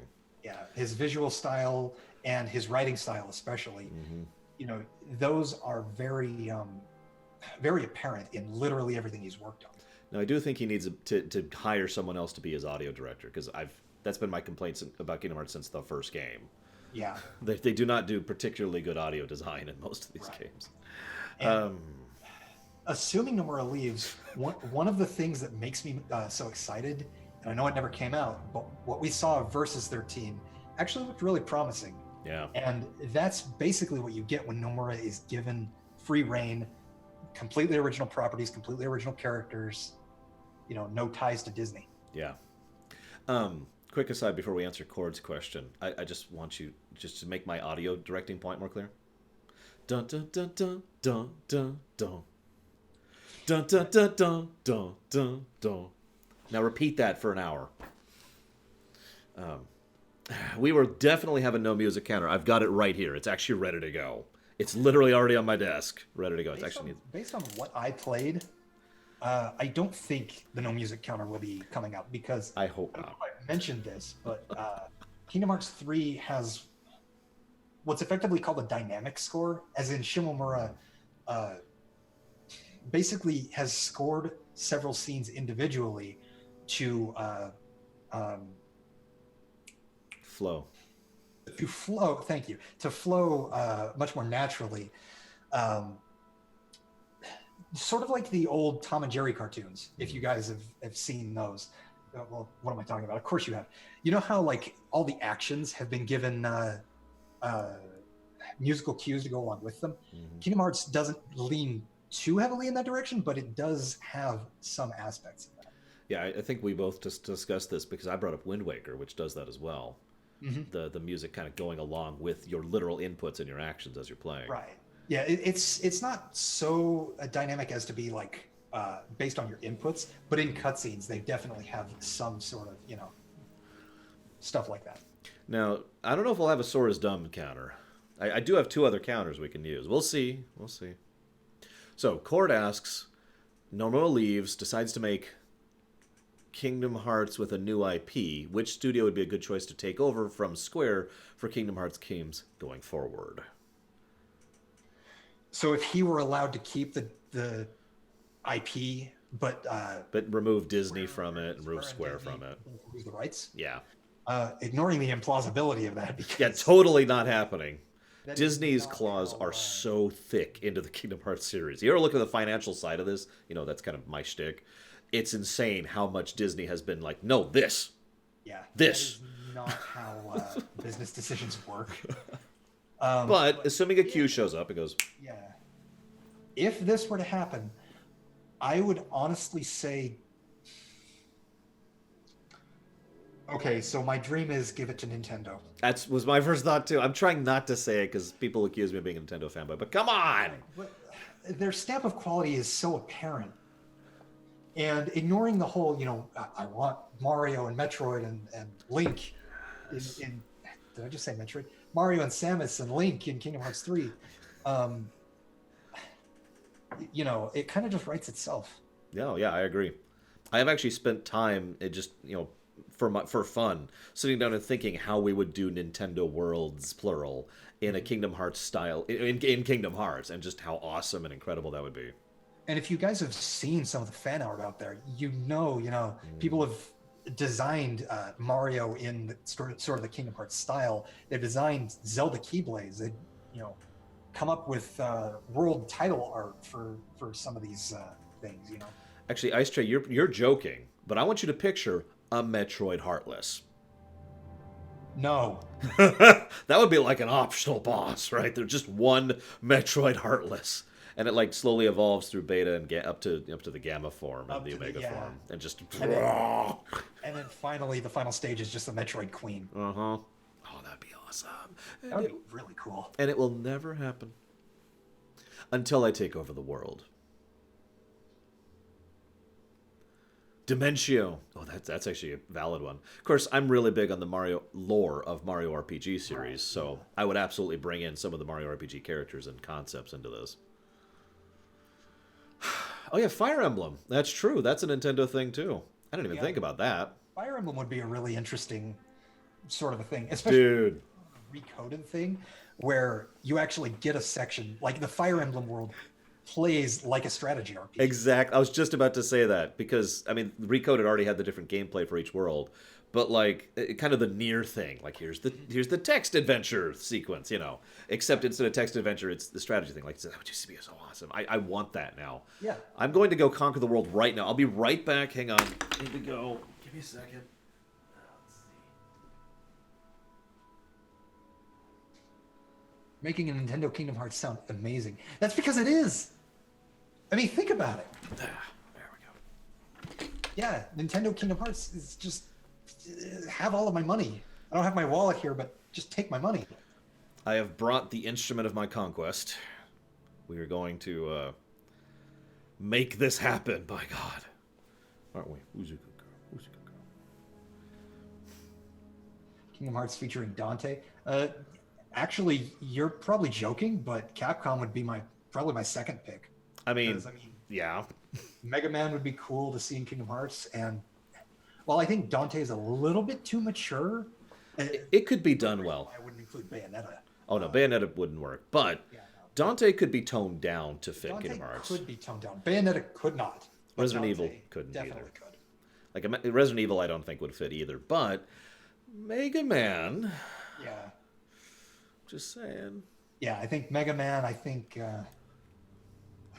Help me out. What are some other Capcom IPs? I listed the ones that come off the top of my head. See, I'm trying not to think of gross ones because there's Ghost and Ghouls was the next one I thought of. Hang on, let's just look this up.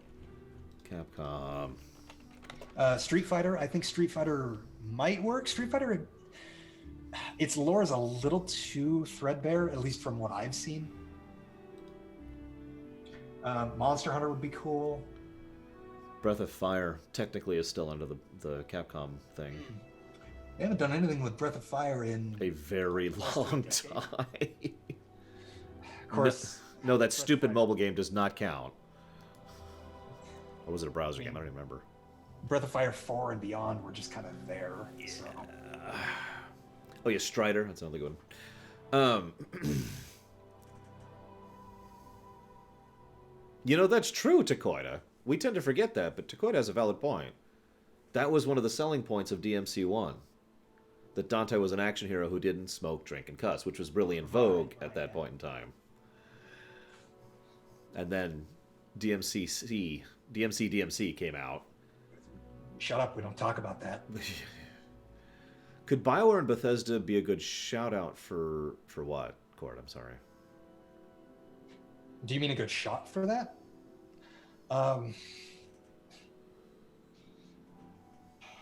I'm not really sure, to be honest with you, because I think Fallout just doesn't really fit. Ignoring how gruesome and horrible it is. I mean...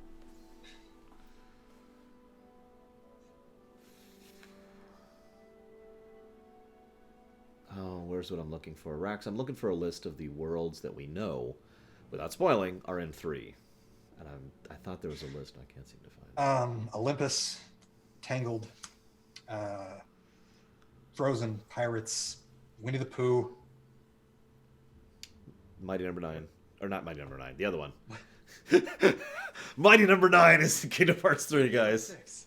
Yeah, Big Hero 6, sorry. Off guard there for a second. Same concept, Yeah, same concept, just not quite. Anyways, Harian's question is, which Kingdom Hearts 3 worlds do you think would add to the main story, if any? I think Olympus is in the running for that because Sora is going there first and foremost because he needs to regain his. In Olympus, it would be hero status, but in um, Kingdom Hearts, it's the Mark of Mastery. He needs to basically regain his powers. Yeah, that's why I didn't want to look, Larian. Sorry. Yeah, that's going to play a huge part. I think that Big Hero 6 also has a very good chance because we've seen a lot of recoded elements between Data Riku and the bug blocks. What else they'll do with it, who knows? Yeah, I think Toy Story is going to be story relevant.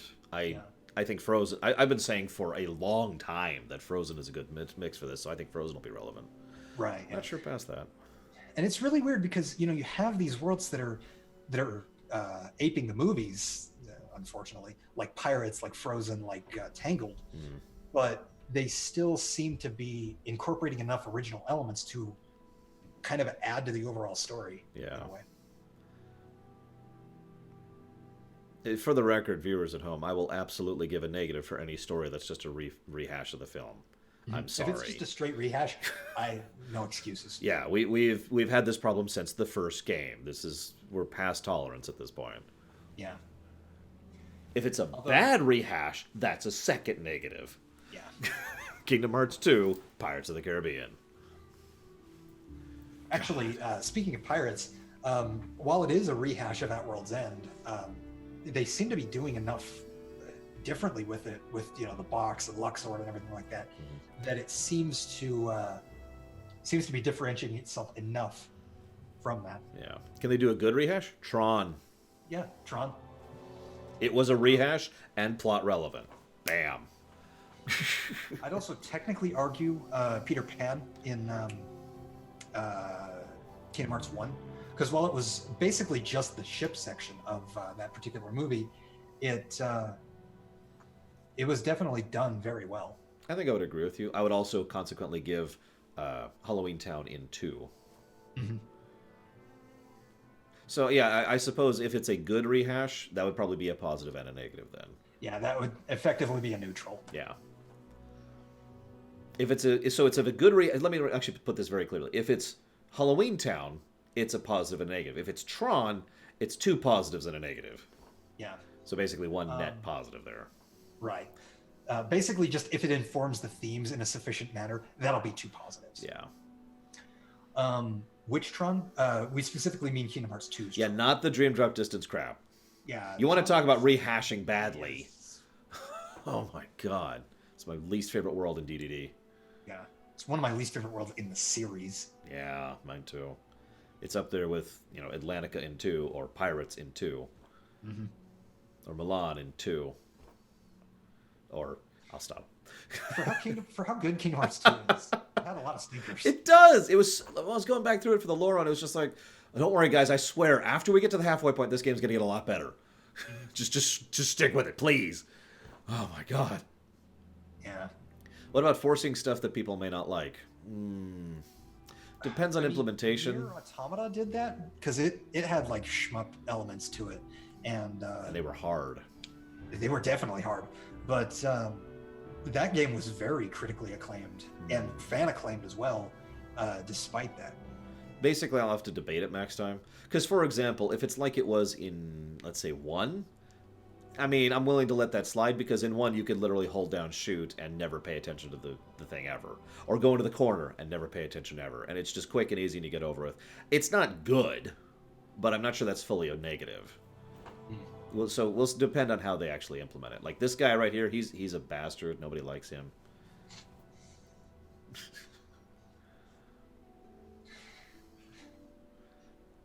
Random question. Who's talking to Ansem the Wise in the Shore of Darkness? In Kingdom Hearts 2? I mean, Aqua talks to Ansem the Wise on the Shore of Darkness. I was thinking Aqua as well. That's all I got. Yeah. It's Ericus. Actually, speaking of which, this is a question I'm surprised nobody asked. Yes, Ericus' heart still exists in/with Terra's heart in/with Terra Nord. Yep. That hasn't been relevant since Birth by Sleep, but that is something to keep in mind. Has there been any information about a synthesis system? Okay, I've heard rumors. And I'm debating if I want to actually talk about this. Nah, don't. Just skip it. It's Okay. cool. It's cool. I was gonna talk about the cooking. Well, yeah, that's true. We do know cook, so that's all over the place. We know there's cooking for Ratatouille stuff. Yeah. Basically, based on streams from official like reviewers and stuff like that, like Game Informer and the like, the cooking is effectively acting as a form of synthesis. Don't know if it's actually replacing it because I've heard rumors that the Ultimate Weapon is back, but no, you cannot spoil about this, Max Time. No spoilers. Strict rule. But the cooking is effectively going to function as it is in Final Fantasy 15, where it'll give stat boosts and stuff like that. So it'll just be a temporary form of synthesis based on ingredients you find on the ground. It's Final Fantasy 15. Goofy's come up with a new recipe. Now, if I can give my own personal want for the cooking, I can summarize it with a single sentence. Breath of the Wild. So, freeform. Yeah. I want to be able to gather stuff, put it together, and make stuff that gives me buffs, different types of healing, and just basically can change and inform the way I play the game. And is completely optional. I'd be down for that. Yeah. In fact, I think the cooking is completely optional because, as I said, it's just stat buffs. Yeah. I have a question about Kingdom Hearts 3 voice actors. Okay, so I'm not actually going to address that because there's been some information, and I hesitate on that word about it, which may be misinformation because it wouldn't be the first time they've done that.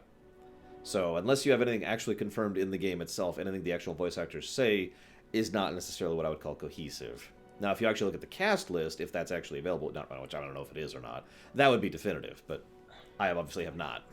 Considering how IMDb can be anyone, it's basically the movie version of Wikipedia. Yeah. I wouldn't trust it as a source. And if you talk about the credits, that is technically a spoiler. So we are kind of at an impasse there. Yep. Now, Harian asks a very valid question. How confident are we that people who haven't been following the unnumbered titles will be able to keep up? They won't. Actually. Oh. Well, okay. Two answers. All right. Because answer one. There's got to be two answers. I'm ready. Answer one. I don't know if you guys have seen Polygon's review, but what is going on? I have, for the record, I have been avoiding all reviews and everything. Yeah, Polygon is the only outlet that I've seen give Kingdom Hearts negative opinions because of its story, and like outrageously negative. I should say. It's the worst story ever. It is. It's garbage. It's terrible, and I don't love it to death. You don't love it to death. Well, what's wrong with you, man? Sorry. What am I even doing here? But speaking as far as the game is concerned, I think that Kingdom Hearts 3 itself won't necessarily catch people up, but there is a feature, I think it's literally the fourth option down in the menu, called the Memory Archive. Oh, that's in the game? Yeah. I heard about that, but I don't know it was actually in the game. Yeah, no, they translated all 5 of them and they're putting them into the game. Nice. So, I mean, if this stream is too long for people, I suppose we'll spend 30 minutes and cover that at the beginning too. I'm telling you, that's why I need that clip of that minute of me summarizing the whole story. Bam, there you go. Yeah. But yeah, that is effectively serving as, the story so far in an official capacity. So if people complain, it's of their own doing. To put this simply, because some people might take umbrage at what Rack said, although I know he doesn't mean it that way. No, I don't mean it maliciously, because my heart goes out to anyone who has actually been confused with the story and who has dropped the story because of that, or comes to me for questions. I'm sorry, by the way, if I'm giving an adequate You've been ruining everything. What's wrong with you? Yeah, but I mean no ill will by saying it's your own fault if you haven't been able to keep up. But considering how many story recaps have come out both officially and unofficially, the onus is kind of on the player at some point to keep up. And to go along with what he said, and to finish what I was going to say here, it is worth noting that a lot of effort a lot of effort has been spent on official sources to keep people up, and of course people like me and him and Overflow. Yeah. Now, there has been a lot of effort to try and make sure people are up to date. There's a reason I gave that 1-minute summary too. Right. Even the time travel is pretty easy. Boop, boop, boop. That's the time travel right there. Also, yeah, as an aside with Polygon, they don't necessarily have the best track record when it comes to liking Kingdom Hearts. So take their reviews with a grain of salt. Didn't I say Everglow? Yeah, you did say it. You plugged Everglow at the beginning. Yeah. I just wanted to make sure. I don't want to be screwing that up. You mean right now? Yeah, no. Everglow is also another good source of very, very high production value fan works, if I'm being honest. Yeah, me, I don't have production values. I'm just some guy. Everglow is basically, he's one step down from official because he puts a lot of love and a lot of effort into his works. Nice. And he gets, modders and data miners to help him out with that. Now, Isermaster asked an interesting question. When Ventus defeated Vanitas and his heart went into Sora, shouldn't that create a nobody? No. Because Ventus's body is still there. Ventus's body was still there. It was independent of all else. Sora's body was the one that dispersed.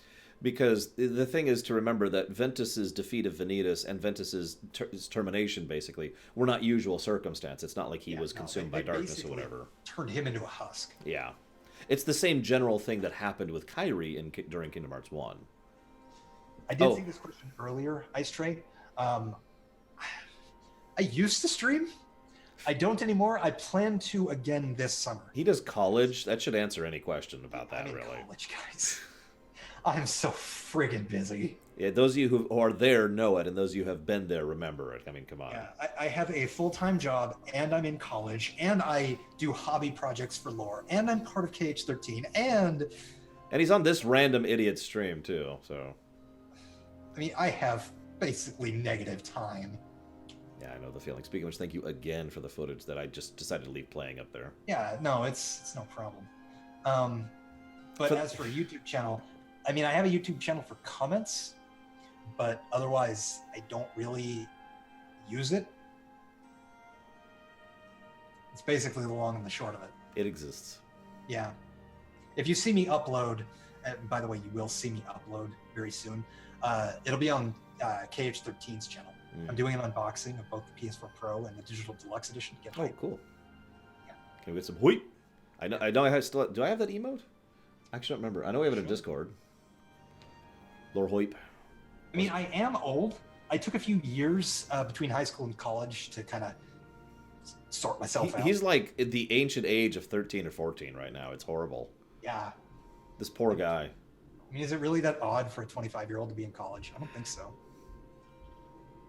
I mean, I know people who are in their 40s who are in college. I do too. One of my uncles actually kept going to college to get more and more and more degrees because that's what he wanted to do with his life. That was his retirement. All right, I'm going to go learn more stuff. Right, yeah. I mean, some people just crave that sort of thing. Mm-hmm. A veteran of many... I was about to reference the ProZD video that just came out last week.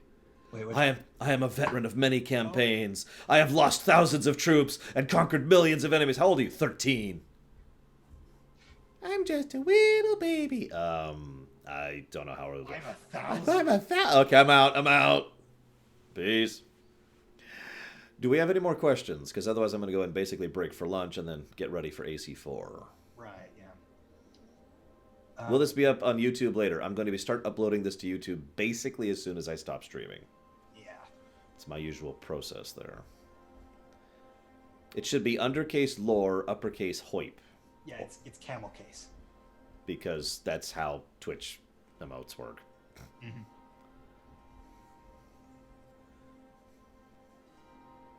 Is it possible to see any of the dead organization members like Ixion, or Ienzo, sorry, or Ienzo. God, I can never pronounce his name. I mean... Ienzo. Trailers? Have you been keeping up with Dream Drop Distance? Because Zexion is alive. I hope so. Demix is alive. I actively hope so. I hope we see more of them. They were interesting characters to begin with, and I want to see more of them. Yeah. We might actually have a case of popularity informing storytelling because the organization was very popular. Oh yeah, I mean, they'd be stupid not to. Yeah. Has your hype increased, Lore? Because I mean, obviously mine has. If I'm being 100% honest, no. But not. It's just because the way I work. Yeah. I'm a week and a half out right now. I'm almost 2 weeks out, actually. I mean, I'm two. You're like 2 days away at this point. Like a day and 10 hours. Or Yeah. something.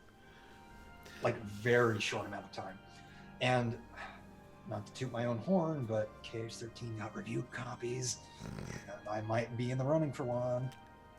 So the review copies, crossed. By the way, those are a little bit weird because, again, this goes to the botched release thing.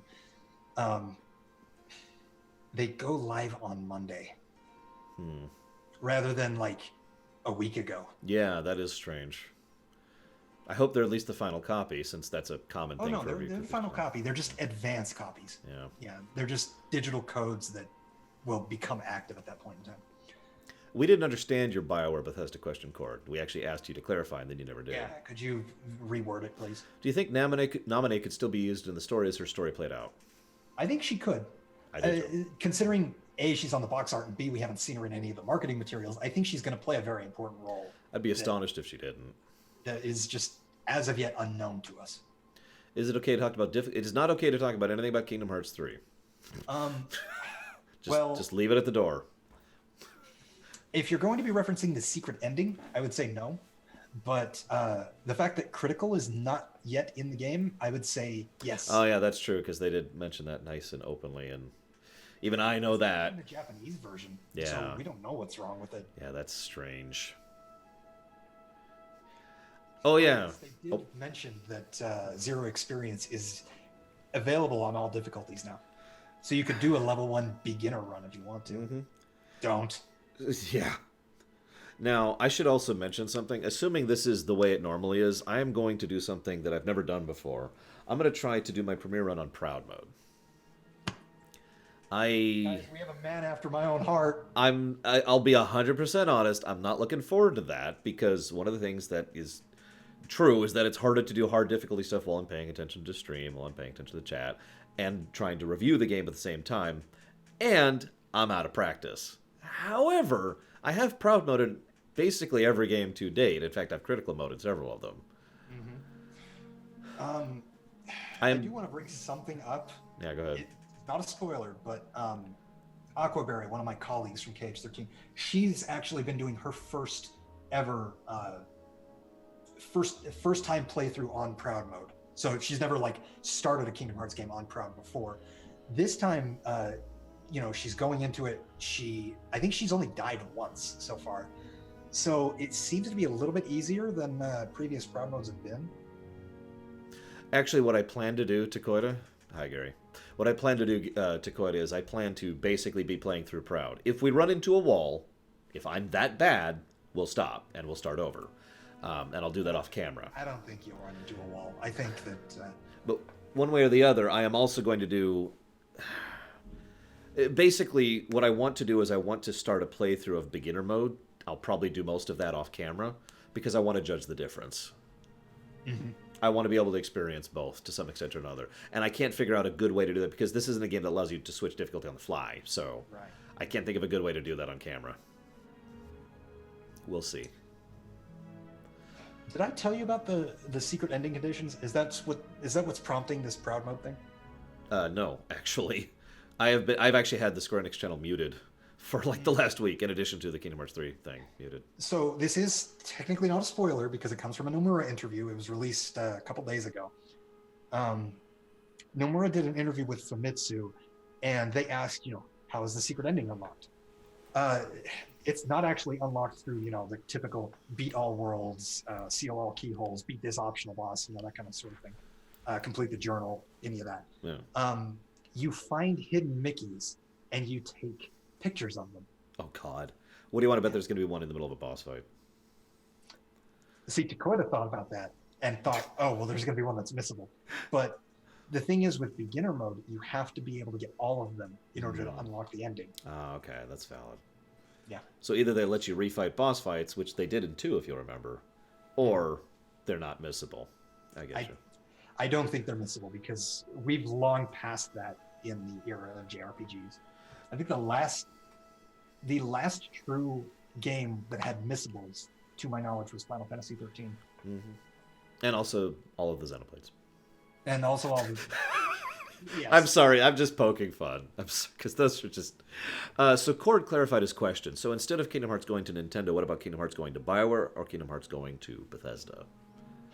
Let me just go ahead and say that I don't think Bethesda will work at all. Let me just start with that. No. Bethesda has 2 IPs and then they publish them. Yeah. To be completely honest with you. And Doom, Dishonored, none of this stuff would really fit with Kingdom Hearts. Doom Kingdom Hearts is not something we should see outside of a parody. Yeah. BioWare is a little bit of a different story because, they've still got Baldur's Gate, which they haven't done anything with in a while. They have Mass Effect. They have Dragon Age. They have, all this kind of stuff that would have to be toned down a little bit, but I think could work pretty well. I mean, Star Wars as it was in the EU under certain interpretations, and Kingdom Hearts is almost a one-to-one with the way Light and Darkness were. Mm-hmm. In fact, I think KOTOR 2 is actually a good fit. Yeah, I would agree. That being stated, that would also be under EA. KOTOR 2 is not necessarily BioWare. Well, yeah, but Obsidian still branched out of BioWare's own story. Point being, I still wouldn't go for that because that would mean that Kingdom Hearts would be going to EA. Right. And that is no bueno. So, no. That's... what's the rights situation with Baldur's Gate? There's actually... I can't remember the name of the company right now, but it's the company that basically said, no, you can't make a proper remake. You have to make a port. So they made a port. And they've been gripping that rights, and that's been causing that issue, basically. That's irritating. Yep. We will probably never get a proper remake of Baldur's Gate, even though we were getting one because of that garbage. Anyways, do we have anything else? I feel like I missed something.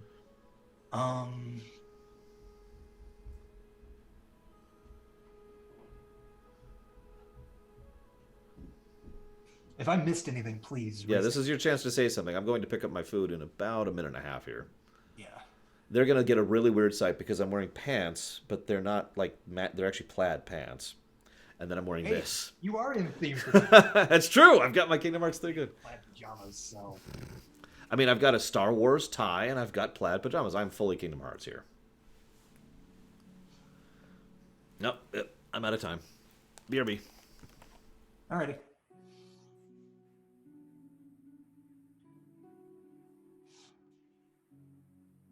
Can we talk about how long the game is? In a vague sense, yes. So like an hour estimate, I would say yes. But anything beyond that, I would say err on the side of caution and don't. No problem, Aethel. I mean, it's my pleasure. I've been looking forward to this stream for a few weeks now, to be honest with you. Who lives, who dies? What's the end of that quote? Who writes your story? Who lives, who dies, who writes your story? Is that what it is? Oh, you're asking about predictions. Okay. I thought you were making a reference to something.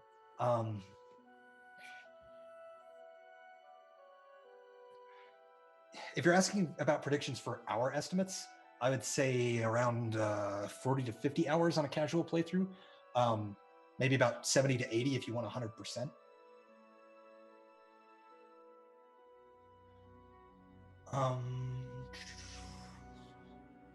As for predictions for who lives and who dies, I will get back to that because I want to involve lore with that.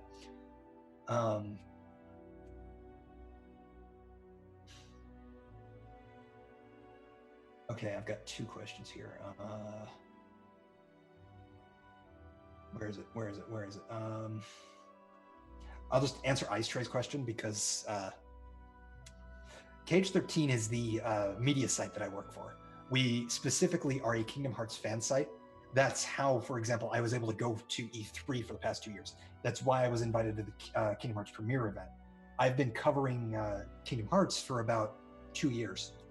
No, 2.5 years.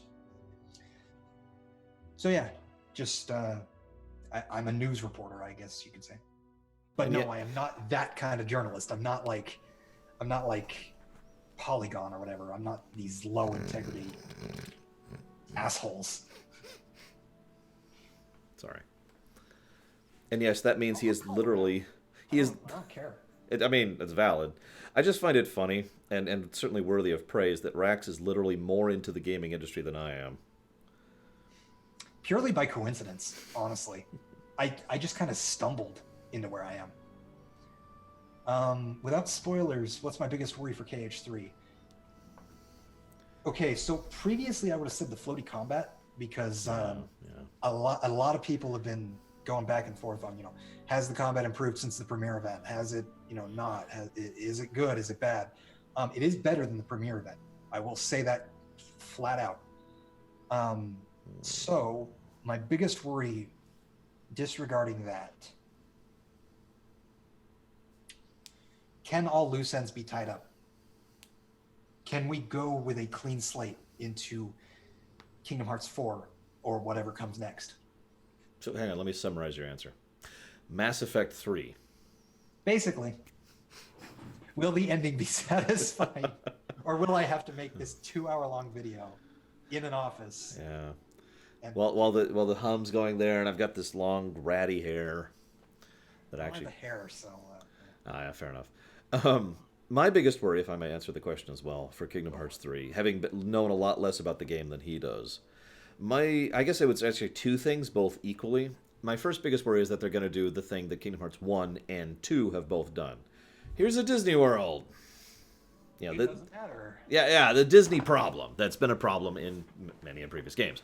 My second worry, though, which is a slightly more concrete worry, is I worry that... Basically, I worry that they're going to screw up their own continuity, most specifically regarding the characters that shouldn't be here. That the solution to why they are here, the answer to why they're here, will not be satisfactory, or will be an actual plot hole. And because one of the things that I have defended Kingdom Hearts about many, many times is that the time travel to date makes sense and has no plot holes to date. Right. And that's something I've pointed out many, many times. I get that a lot of people don't like time travel in general, but at least they did their homework and made it make sense. Yeah. Going forward, I don't know. They're going to have to play their cards extremely right. Yeah, agreed. But if I might speak on that really quick. One of the things that everybody always says is, Nomura is writing this as he goes along. And yes, while there is a lot of evidence for that, and while I even believe that to a certain extent, he still manages to make it enthralling and self-consistent, because Kingdom Hearts does not have very many plot holes, if any, within its core writing. Mm-hmm. So I think that the whole story thing, I'd be shocked if they don't do it right, to be honest with you. Yeah, I'm just nervous, basically. Right, yeah. And I mean, we have every right to be. We've been on this journey for 17 years. Quite a while. Someone asked earlier, who was it? Space Mojo asked, any chance of Star Wars making an appearance? Chance? I mean, it is a chance, yes. That is a possibility. But I would say it's a pretty low chance. Do you mean in Kingdom Hearts just in general, or do you mean in Kingdom Hearts 3? Because in 3, it would have to be relegated to references, because there's really no... Well, what I would thinking, for example, like, I could see it as being like there's either Star Wars sound effects or Star Wars ships in the gummy sections, or like you say, like just a reference or a cameo in the background kind of a thing. Well, I mean, to kind of go off of Square's side of this, they've also done references within Kingdom Hearts 3. Like, they brought the Einhander devs, if any of you have played that. It's an old PlayStation shoot 'em up developed by Square. I'm probably the only... Everyone in chat is like, what's that? I've never even heard of that. It's a really good game. Go play it. But they brought the Einhander devs in, and they have an Einhander ship in Kingdom Hearts 3. They actually showed it in one of the trailers. So if they have like a Millennium Falcon ship or a TIE fighter... Yeah, that's another thing. Like a gummy pattern that is a whatever. I could see that. Nils Wager asks, will you pick the sword, the staff, or the shield, assuming that's an option this time? I know my answer to that. No comment. Sword! Always the sword. Always the sword. I want so badly to talk about Always the game's the opening because sword. I have seen the leaks. I will stab I you. I know where you live. I actually know where you live. I know. I've mailed you things. Bing. I can't talk about it. Yeah. I would pick sword. That's an easy answer for me. I'm always offense before anything else. If I can improve my armor or my weapon, I'll improve my weapon. Assuming it were an option, considering I play on proud, I play on critical, I would pick shield in a heartbeat. Oh god, I may have to learn how to block. Hang on, I've changed my mind. I'm not playing on proud. Uh-oh. Counterpoint. Uh-oh. They do have a mid-air block. Ooh.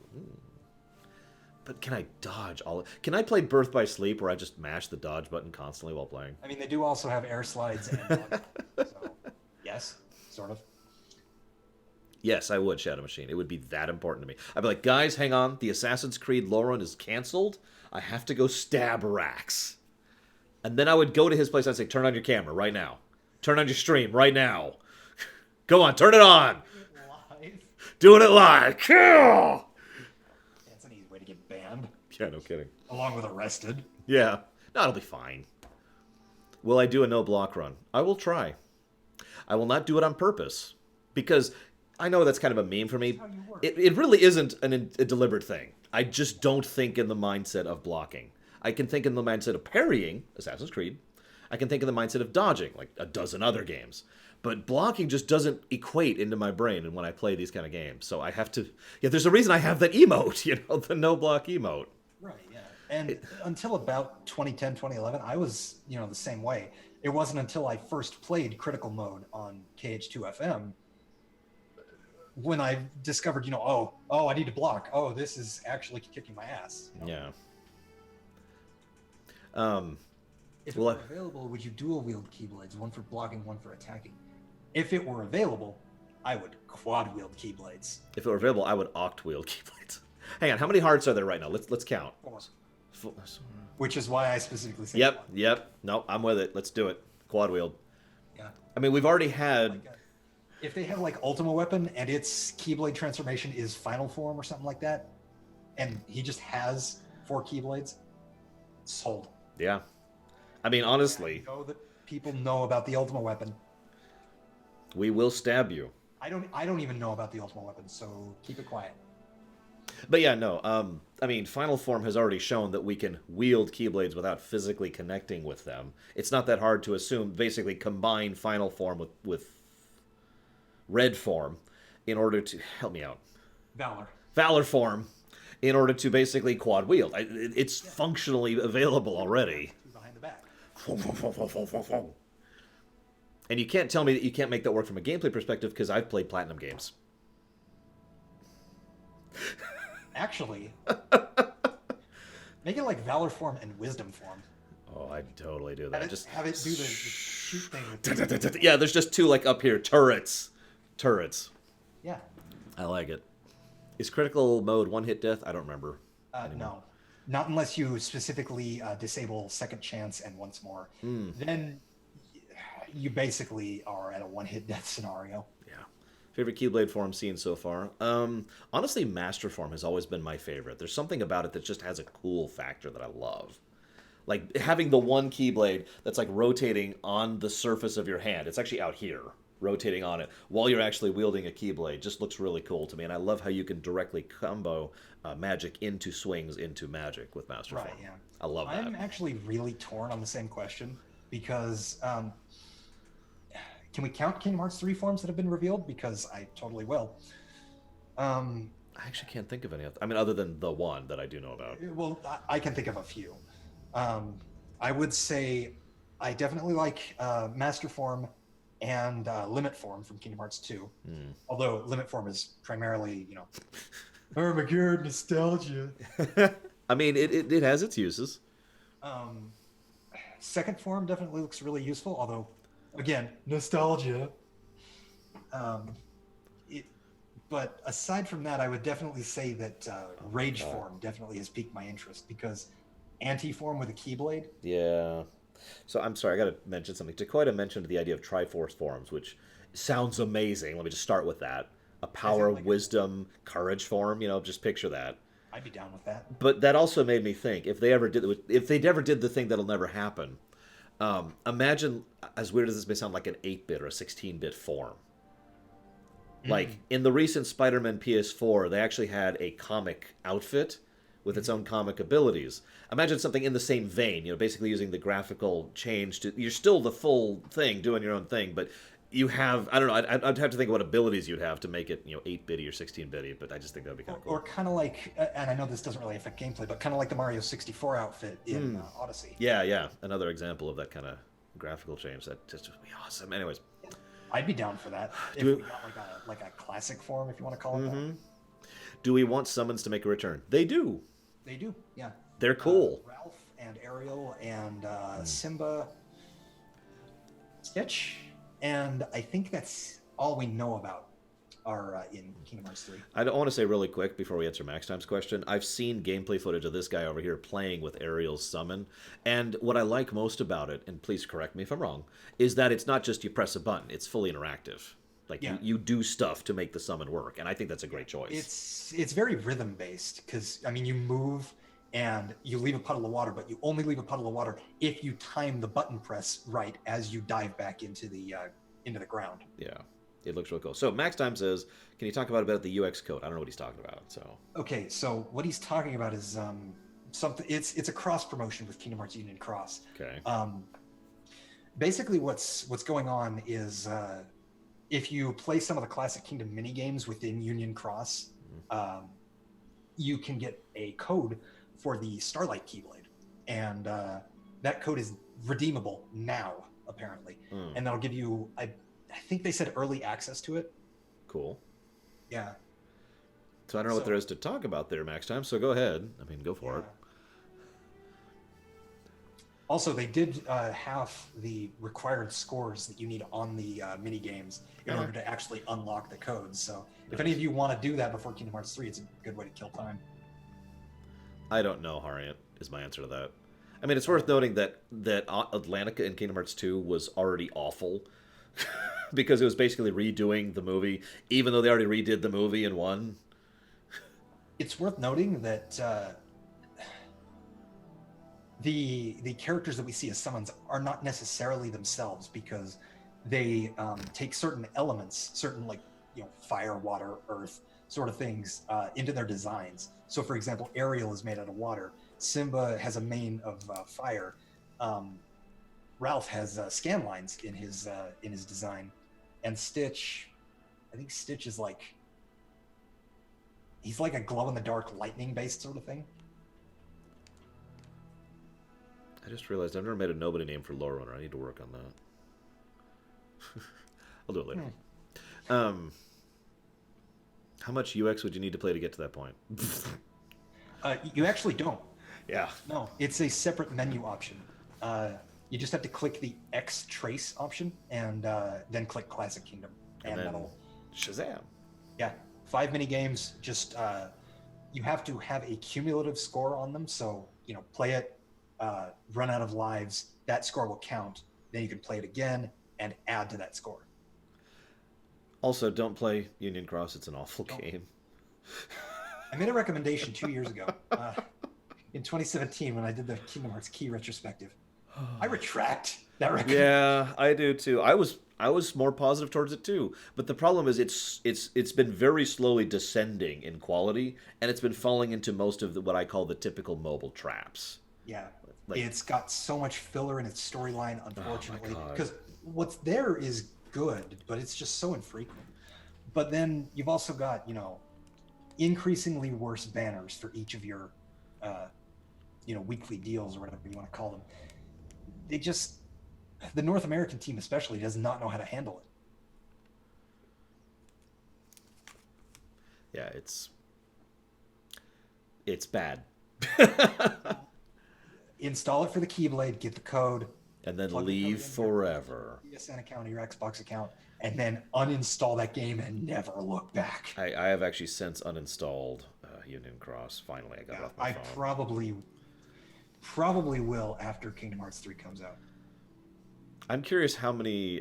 so there was a thing they mentioned, I don't know if this was ever confirmed to be a real thing, that in the Keyblade graveyard, names of the people would be people been randomly drawn from players of Cross. I don't know if that ever became a thing. From the Make Your Mark campaign. Yeah.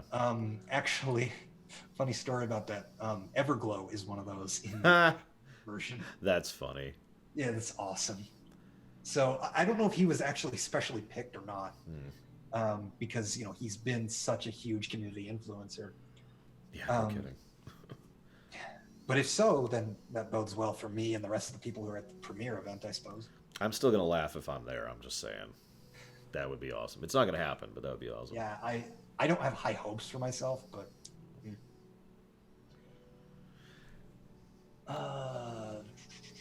Anything else, guys?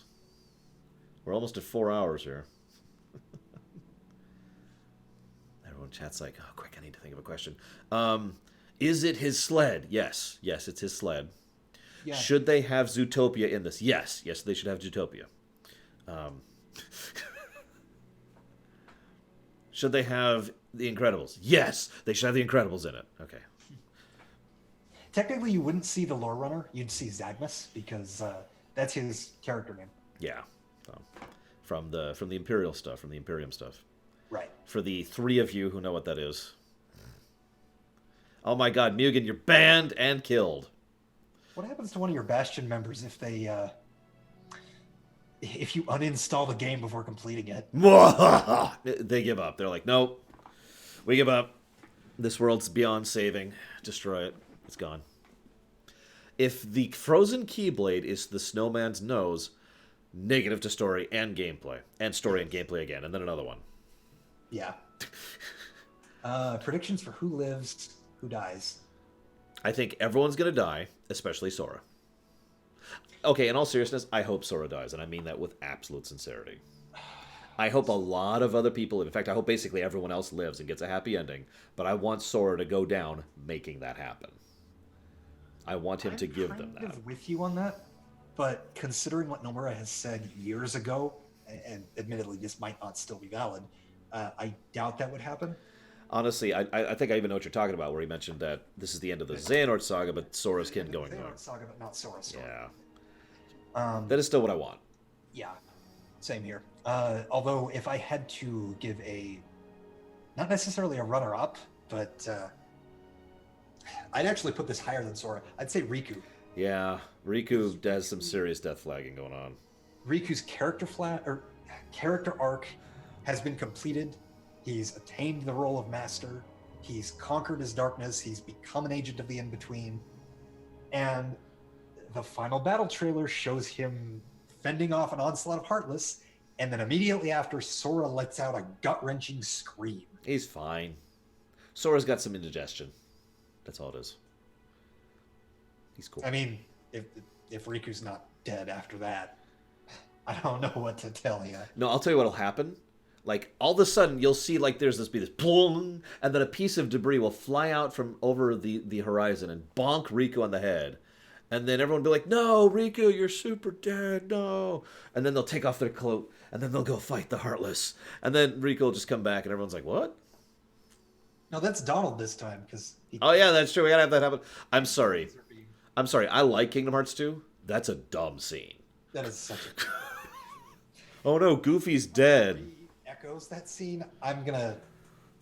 It's at least 2 negatives to story. No. What they should do to echo it, they should have the same thing, and then Goofy gets hit, and then they're like, "No, Goofy!" And the Goofy immediately gets up and is like, "What? It was just a bump on the noggin. I get those all the time, Sora." Oh yeah, sorry. I want to call back to the Kingdom Hearts 2 scene in the weirdest way possible. Huh. Donald gets hit. Goofy rushes to his side. No, I'm sorry about the ice cream. I'm so sorry. Just this random line that comes out of nowhere. And like half the people will get it. And then Donald's like, ah! I can't do Donald voice. Thank you. Some of you will get that. All right. I'm going to chop this off. So let's chop off the local recording right now.